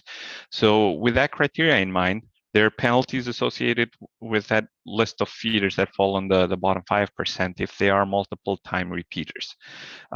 So in a yearly basis, we analyze the performance of those feeders that fall on the 5% worst performing list, and we develop plans to mitigate the reliability concerns that we have with those feeders. Next slide.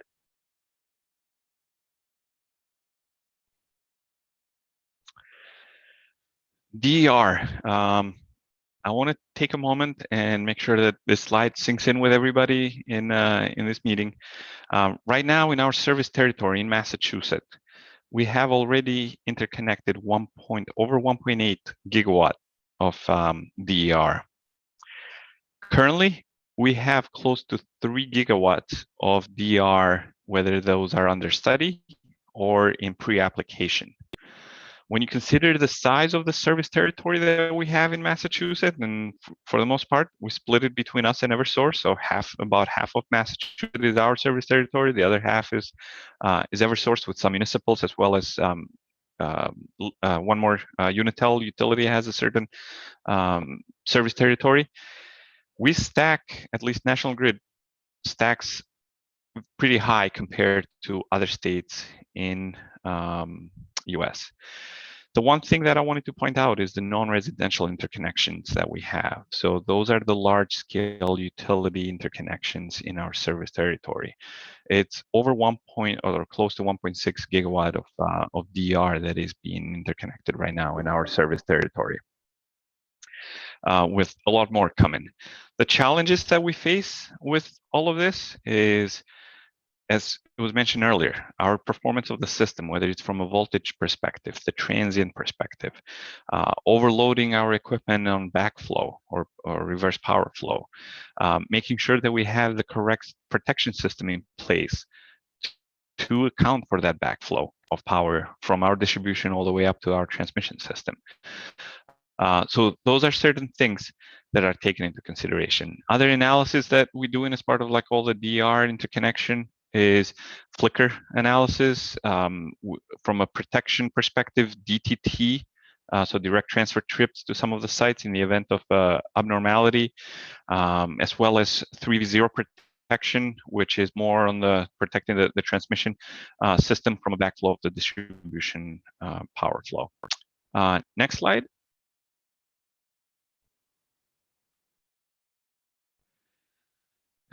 So grid modernization, right? So again, as I mentioned, parts of our system are probably close to a century old.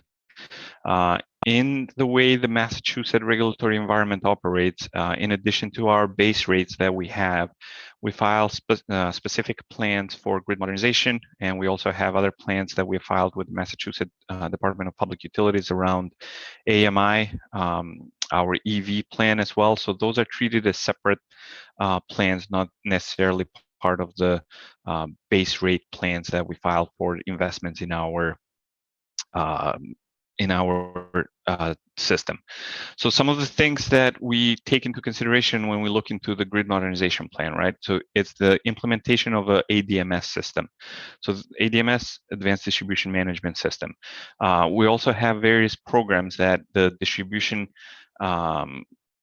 planning group is focused on in regards to implementation, like installation of feeder monitors. And if you don't mind going to the next slide. Feeder monitors, wherever we don't have visibility in our system and we need that visibility, we install the feeder monitors that communicate back to us, they provide to us a lot of data. Var Optimization, so this is more on the quality and the efficiency of the power that we deliver to our customers. We use Var to optimize the power factor and provide the type of service that our customers are all wanted for us to provide. So equipment that comes along with the Var is any type of capacitor banks, line voltage regulators, a lot of sensors that can communicate with each other in order to make the regulator either step up or step down the voltage or turn on the cap bank or turn it off. So those are the certain things that we get involved with. We specify what areas, or we prioritize what areas we want to install the Var optimization systems, specify locations of all the devices that are going to go into the system, as well as issue the settings that go along with all those devices. Similar on the FLISR scheme, so the fault location isolation and service restoration schemes that we install, we do the same type of analysis, right? So this is on the distribution automation part of our day-to-day job, where we look into which areas would benefit from automation of the self-healing of the distribution system in case of an event happening.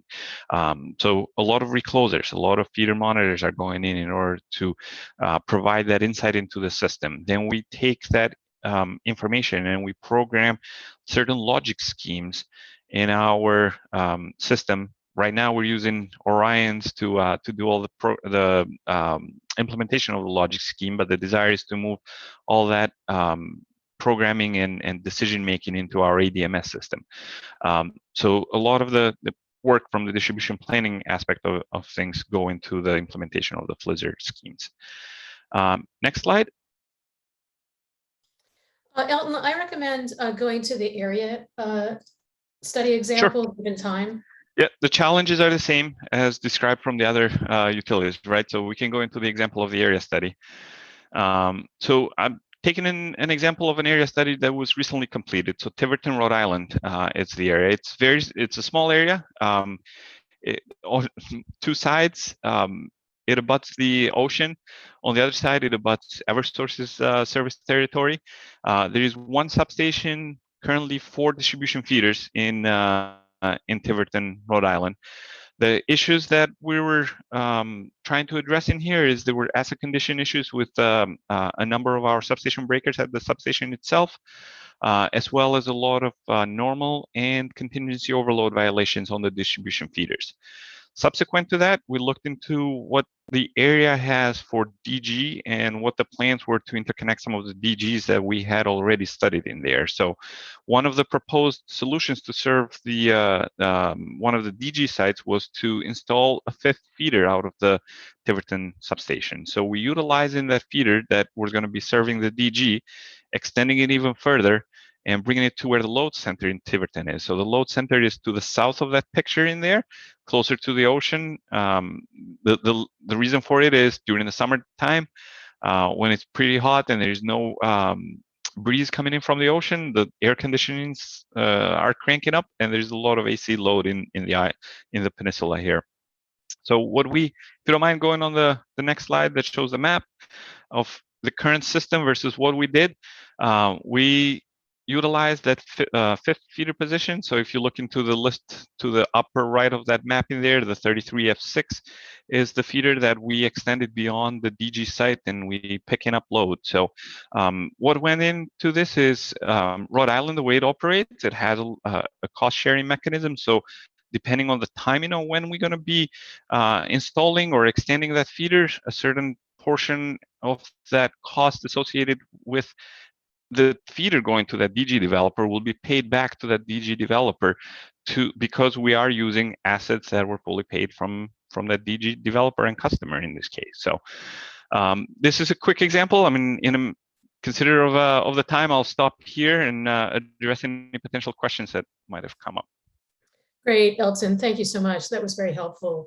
One of the questions we got in was, do National Grid's distribution system planning criteria like voltage, reliability, mirror NERC planning standards, or are they requirements that are set by the commission, or are they the company's internal standards? These are companies' internal standards, and in the distribution space, we set our own standards. We don't align them with NERC in the case that you mentioned, Lisa. So these are National Grid standards. We do file the planning criteria with our division, the Massachusetts DPU, on an annual basis as part of the annual reliability report that even Lavelle mentioned. So both EDCs have the same criteria when it comes to the annual reliability report, where the planning criteria is part of that filing as well. Great, thanks. Here's another question. The distribution planning requires, feeder level forecast. So how does your company treat, say, energy efficiency and demand response in such granular forecasting into the future? Yeah, so we have energy efficiency plans that we file with our Mass DPU, and it's certain. We look into certain, like which customers are participating in those energy efficiency plan, and we have a list of which customer belongs to what feeder that are participating part of that energy efficiency plan. So we incorporate that as one of the inputs that goes into the forecast when it's built at the feeder level. Great. Well, I wish we had more time because I'm sure we would have more discussion with you. Thanks so much, Elton, for your presentation. And now, last but not at all least, our final presenter is Kim Cullen with Avangrid. Kim, please take it away. Yes, thank you, Lisa. And we will run late. So I hope everyone stays with us. And all these presentations are recorded and will be made available on the NARUC website, and we'll let lots of folks know about them. Perfect. Thank you, Lisa. So as you introduced me earlier, my name is Kim Cullen, Manager of Distribution Planning here at Avangrid. And today we'll be talking about distribution planning, the overview here in our company. Next slide, please. Just a quick agenda. We'll be going through who is Avangrid, who we are, traditional versus new distribution planning activities. forecasting, get into EV forecasting and heat pump forecasting a little bit, talk about SIME a little bit, as well as DG interest here in Maine. Seems to be a hot topic today, right? Next slide, please. So Avangrid is broken up into two large business companies, Avangrid Networks and Avangrid Renewables. I'll go through these first few slides quick in the interest of time. But we have 8 regulated electric and gas utilities here in the Northeast. Approximately 3.3 million customers get service from us. At Avangrid Renewables, we have 53 operating wind farms across 22 states. Next slide, please. So here's an overview regarding CMP. I actually work for CMP and live in Augusta, so I'm more familiar with this utility than our other sister utilities in Connecticut and New York. We have roughly 630,000 customers up here in Maine, and about 200 distribution substations and roughly 500 circuits. Next slide, please. And here's an overview regarding UI, based in Orange, Connecticut, roughly 330,000 customers, 30 substations, and over 350 circuits. I will point out at the end of the slide deck, there are 2 slides similar to this for our sister companies in New York, NYSEG and RG&E, with similar fun facts. But again, in the interest of time, we'll go ahead and jump to the next slide, which is our traditional distribution planning and activity slide.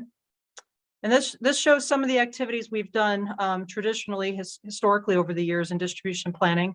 I actually started my career in distribution planning back in 2004 at a utility down in South Carolina. Things were much different back then, though, than they are today.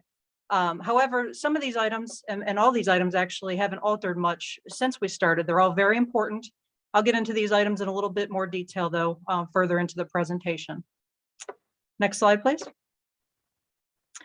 So first, regarding load serving, we do analyses to ensure equipment, circuits, and substations operate within their limits, to ensure we can connect new customer load safely and reliably. So when a new customer wishes to connect to our system, we have to look at peak loading data, as well as off-peak. Somebody mentioned that earlier, right? We're looking at data throughout the year. We also look at limiting elements on the circuit or transformer to ensure that this new load request won't overload the system during any time of the year. We have to look at winter peaking, summer peaking, the type of customer that's connecting, when they're running, what kind of loads they have, motor loading, etc. We also, one of our traditional responsibilities is reliability analysis. So that's the availability and quality of power supply at each customer service entrance. And these are measured in different indices, including SAIDI, CAFE, excuse me, say that 5 times fast, SAFE, MAFE, and FAFE. We track what's called worst performing circuits, either with or without storm. We create plans to improve the reliability on these circuits. What are the causes of these outages? Is there a span of wire that has frequent tree contact, for example? What can we do to mitigate this? And 2 specific programs we have here at Avangrid to improve reliability are resiliency and distribution automation. And I actually have slides regarding these later on in the presentation where I'll get into more details regarding those. And Var Analysis. So the voltage portion of this, the voltage analysis includes circuit and customer service, voltage compliance, along with state and utilities voltage regulations.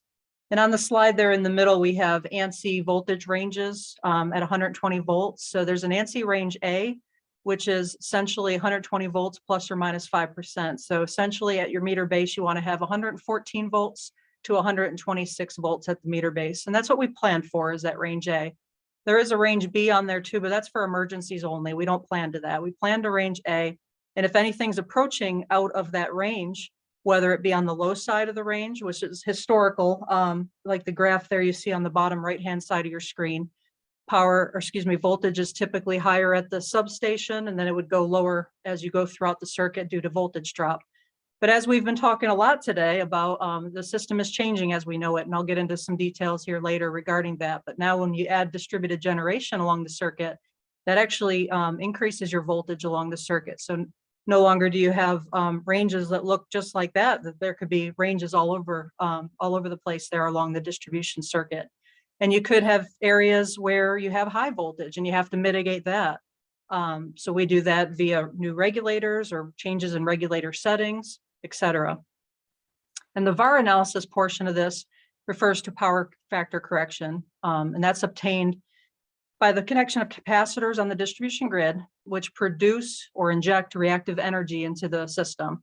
We install them along the distribution network in areas where power factor correction is needed to basically supply the loads, motors, et cetera, with the VARs they need, versus sending the VARs from the transmission grid, hence preventing the unnecessary circulation of current in the network. Next slide, please. So distribution planning is responsible for the long-term planning of the distribution grid.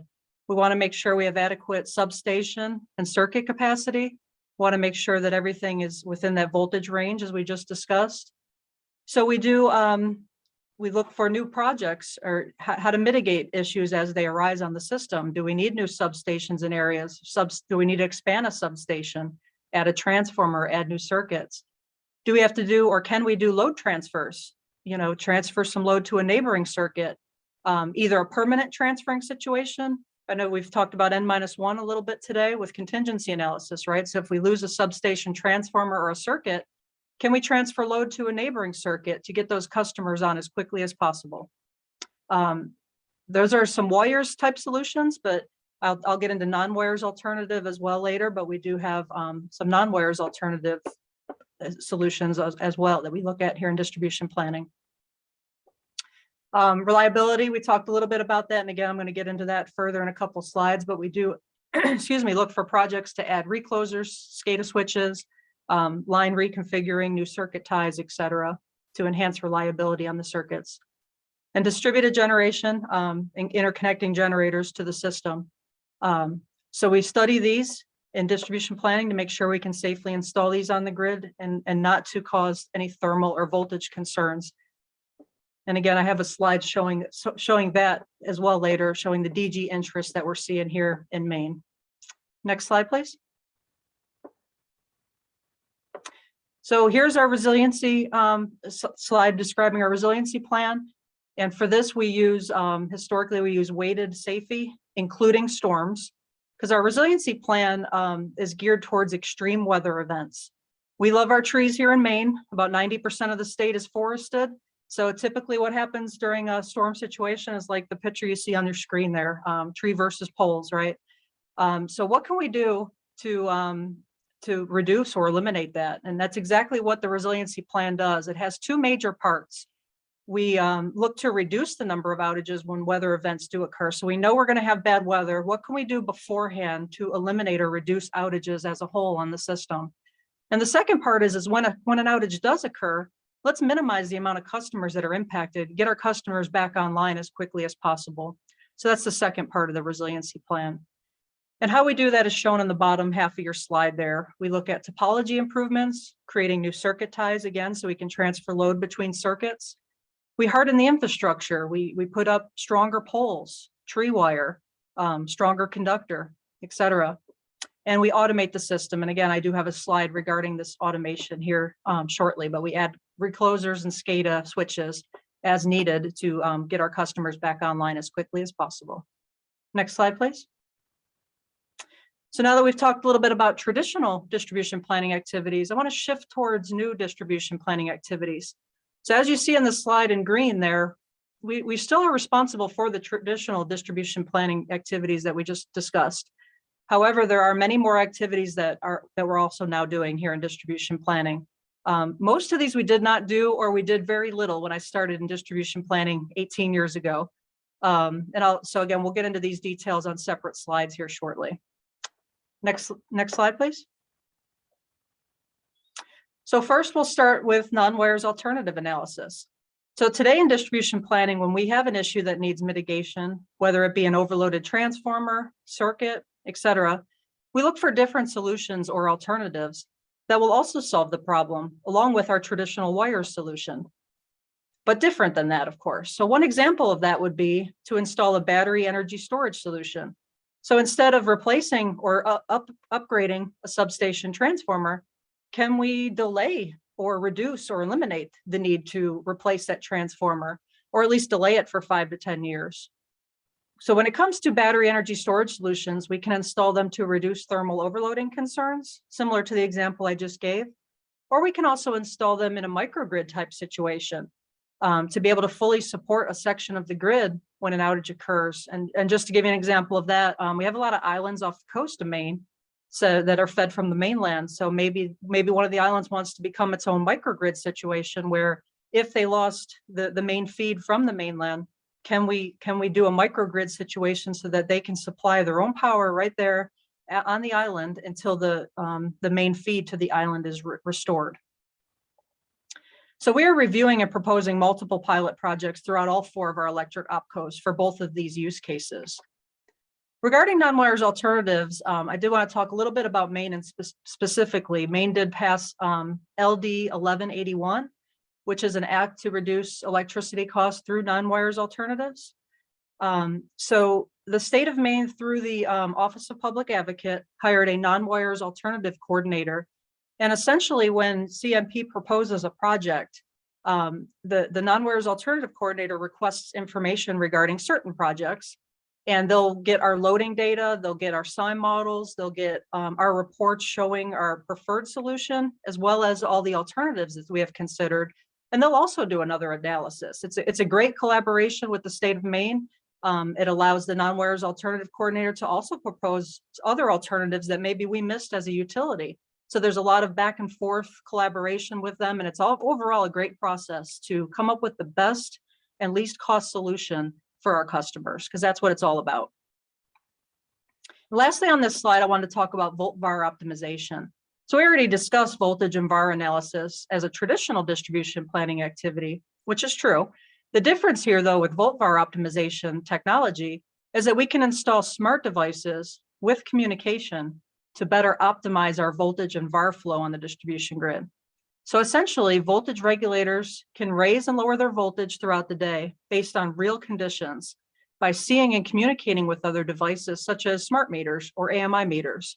So essentially, they can look and see what that voltage is all the way at the end of the line at that AMI meter and adjust their regulation accordingly throughout the day as situations change. And same with capacitor banks.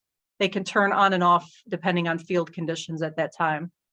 And this is all done through a distribution management system, which allows for more efficient grid operation, reducing system losses, peak demand, and/or energy consumption. Next slide, please. And as promised, there's our distribution automation slide. So in Maine, we have 11 divisions, and actually on the original CMP slide, you'll see 12 if you counted them. But Belfast and Rockland are sometimes combined into one division. So technically we have 11 divisions. What we do is we look at the worst performing service territory here in Maine. And let's say that service territory has 75 circuits. And then we'll look at the worst performing circuit in that territory. And that's kind of where we'll start the distribution automation plan. The engineer, the planning engineer at that point will look at the circuit map, and they'll create zones or load pockets for 500 customers or around 500 customers, depending on the topology of the circuit, and/or 10 miles. We're very rural in here in Maine, and we do have a lot of taps that feed long, very, very long distances. So that's our criteria that we use as a case-by-case basis. But that's what we use here in Maine. And we use reclosers. We focus on isolating branches.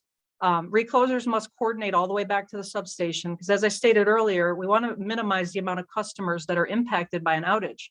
So as long as all your reclosers coordinate all the way back to the substation, where if your fault's way at the end of the line, you'd want that last recloser to open and the other customers to remain online and just isolate the fault to minimize the customers that are impacted. And we also install SCADA switches as part of this program. These are installed at tie points or along the circuit to be able to isolate the circuit as needed during an outage. Allows the network to operate remotely via ECC or via automatic grid restoration, or AGR. AGR is self-healing technology. Starts after the loss of voltage. Devices automatically open and close in the field based on fault sensing and settings. And you can see that in the picture there. There's a fault halfway on the line, and it automatically tied to the neighboring circuit to allow for half of the customers to be restored automatically without any human interaction. And it allows the rest of the customers to be fed, that fault to be isolated, so we can get that fault repaired and get the remaining customers online. Next slide, please.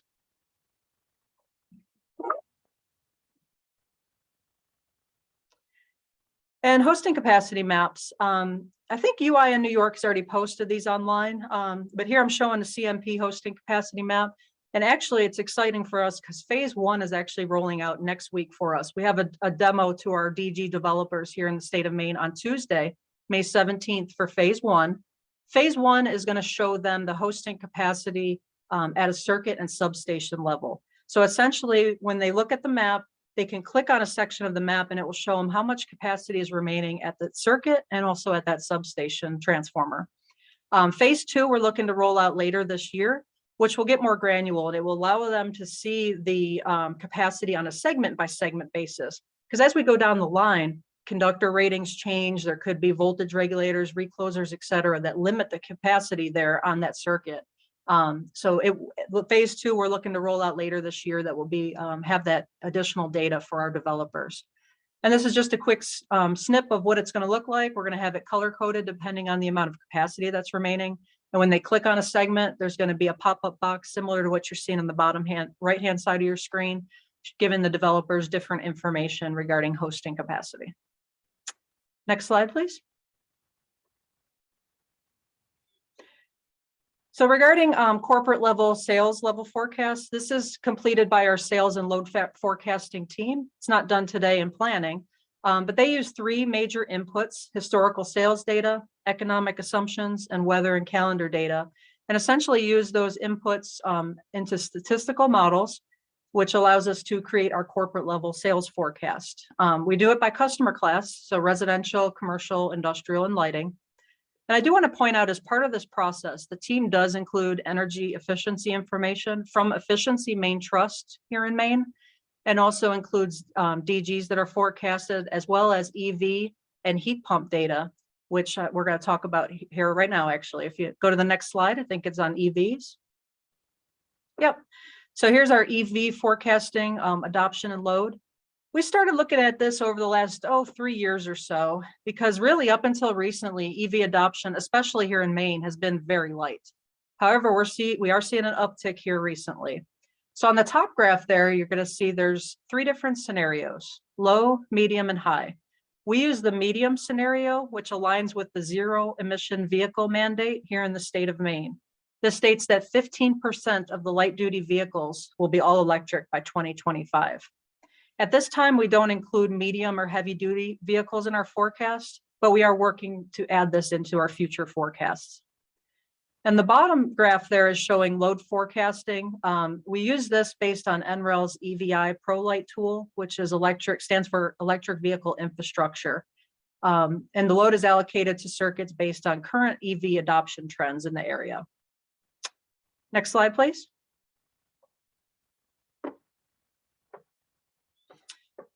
And this slide is showing forecasting for heat pump adoption and load. So for heat pump adoption, we use the ISO New England forecast, which is based on input that we get from Maine. There's 3 different heat pumps that you see in that top graph there. ASHP stands for air source heat pump, which pulls the heat out of the air. And you'll see two graphs for that. One is partial and one is full. The difference is partial means that customer's not heating their entire house.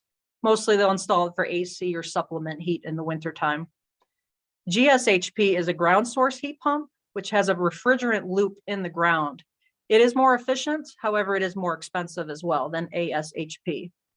And HPWH is a heat pump water heater, where we heat water through a heat exchanger using heat pump technology. The heat pump load forecast there on the bottom half of the slide, for summer, it assumes a 0 net summer load. And that's due to the fact that we're assuming that the customer is replacing less efficient window and portable AC units in the summertime. So our incremental load is geared towards winter peak. That's because the efficiency of heat pumps changes with the temperatures. The lower the temperature, the less efficient they actually become. So we actually might see some circuits going from summer peaking to winter peaking because of that. We actually saw a lot of that down south as well for areas that used electric heating versus natural gas heat was common down in South Carolina. So again, we're currently studying and developing more sophisticated heat pump load models and load forecasting, but this is what we use today. Next slide, please. think I just got a couple more slides we'll go through really quick, and then we'll leave time for questions. So wanted to show you a little bit about our SIME modeling, which is what we use here in distribution planning. We use SIME, which is our power flow analysis tool, and we use the gateway to interface between our GIS system and SIME to get our data into the SIME model. And then for allocation, we use different algorithms to distribute load on the circuit using spot loads, transformers, and it can be based on the KWH method or KW, getting actual loading and billing data from customers, from our customer billing data, excuse me, or transformer size based on the field. So you can allocate this model different ways. Next slide, please. And this just shows some of the data that goes into the SIME model. So we use our GIS data, we get our customer load data again from metering or billing data. Circuit load data would be SCADA data at the substation at the head end level. SAP would be equipment settings, recloser, regulator settings, et cetera. And all that data gets dumped into the gateway so that we can create our SIME model accordingly. And SIME is a very powerful tool. It allows our distribution planners to do load flow analysis, voltage analysis, DG studies, load balancing, and other analyses such as motor starting, et cetera. Very powerful tool. Our planning engineers use this tool daily to do our analyses. Next slide, please. This is the fun slide. So the DG growth in Maine. I wanted to share this with everybody to see to show you what we're seeing here in Maine. So we have over 715 applications in our DG, what's called our Chapter 324 queue. And remember at the beginning, I told you we only had 480 or so circuits.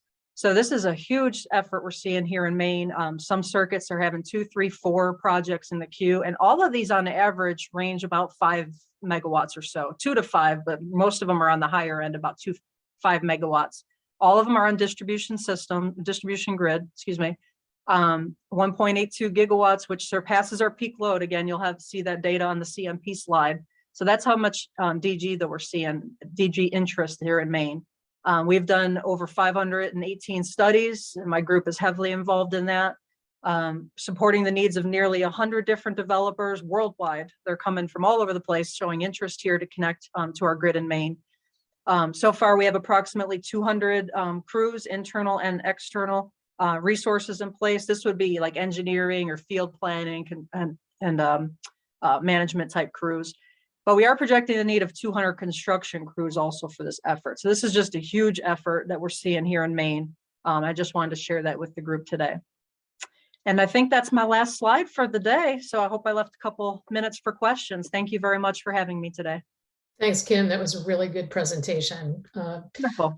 We do have a few questions. First, does Avangrid partner with Efficiency Maine to deploy energy efficiency projects that could help defer distribution system upgrades? It's a great question. Actually, yeah, we've started working with Efficiency Maine heavily recently in recent years, especially as part of this non-WARES alternative coordinator process. They're heavily involved in that, along with the OPA. We have weekly meetings. We talk about different projects, different opportunities for savings. So the short answer is yes, we definitely work with EMT. So you've identified your distribution system needs. I mean, they're pretty transparent to Efficiency Maine, and you're working with them on projects. We are, yeah, we definitely are. That's great. And I don't think that happens enough. It's just speaking for myself in the country. I mean, I know some instances where this is happening, but I think that's useful to coordinate. It is. And similarly, but different, can Avangrid develop its own non-WARES alternatives? For example, like a combination of distributed devices like grid or interactive water heaters. And are you doing that? That's another great question. We actually have a separate internal group, a non-WARES alternative team, excuse me, that I work very closely with. My team works closely with. We actually report to the same director level. So the short answer of that is yes. Anytime we have a project and we are looking at different alternatives that are possible. I'm not too sure about the water heater if they're looking into that yet, but definitely solar, battery, behind the meter with Efficiency Maine Trust. So anything and everything essentially at this point we can look at to enhance that non-WARES alternative process we're doing here. Yep. So, I'm wondering about, and someone else asked this earlier as well, third-party developed projects versus Avangrid projects. So I know some states, restructured states, have restrictions on, for example, storage ownership. That's why, the example that I used was grid interactive water heaters, because that's different, right? So to what extent are your utilities allowed in restructured states to sort of do some of this versus just working with third parties? That's a great question. And the short answer is, I think it's still being discussed at the legal level. The proposal of who's going to own the battery is still being discussed at a much higher level than I. So I don't have the answer to that, but I know that there is a lot of discussion going on in Maine regarding battery ownership.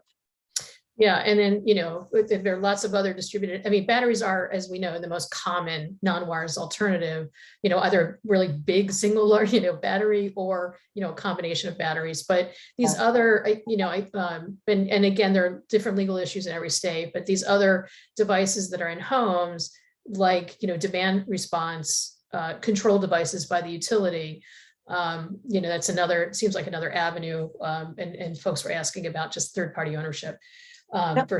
Versus utility. And I guess I know we're out of time, but I'll ask one final question. How are you dealing with forecasting and changes in peak demand throughout the year on a 8760 basis with, given all the things we haven't seen yet, the increases in electrification, changes in weather, increasing levels, you showed the stats for, your queue for distributed resource interconnection. How are you dealing with that in forecasting peak demand 8760 going forward? Yeah, so the short answer is we're very early on in the process. Unfortunately, at this time, we don't get 8760 data into our SIM model, but it is on the list, the agenda to do that internally here soon. So I'm hoping to have that data soon. So I have to pull it separately and analyze it. So we're working on it is the short answer. But you're right, there's just so many changes coming our way with EVs. Heat pumps is another very hot topic up here in Maine. I know some of the cities are looking to electrify the entire city, especially down south, Portland, et cetera. They've got a lot of initiatives regarding that. So we're working with those towns as well. But yeah, it's kind of early on in the process, but as we showed there, we're looking to incorporate all that data into our forecasting here in the near future.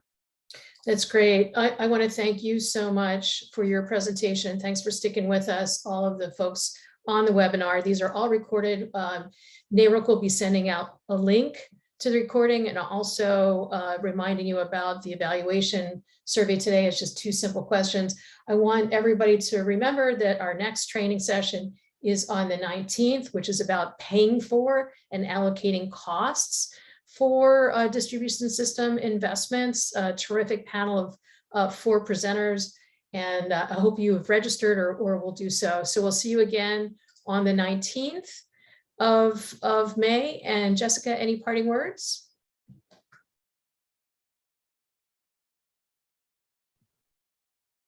Thanks, Lisa. No, nothing from me. All right, great. Thanks so much to NARUC and the New England PUCs and everyone else who just joined us, and all the utility presenters. Have a good day.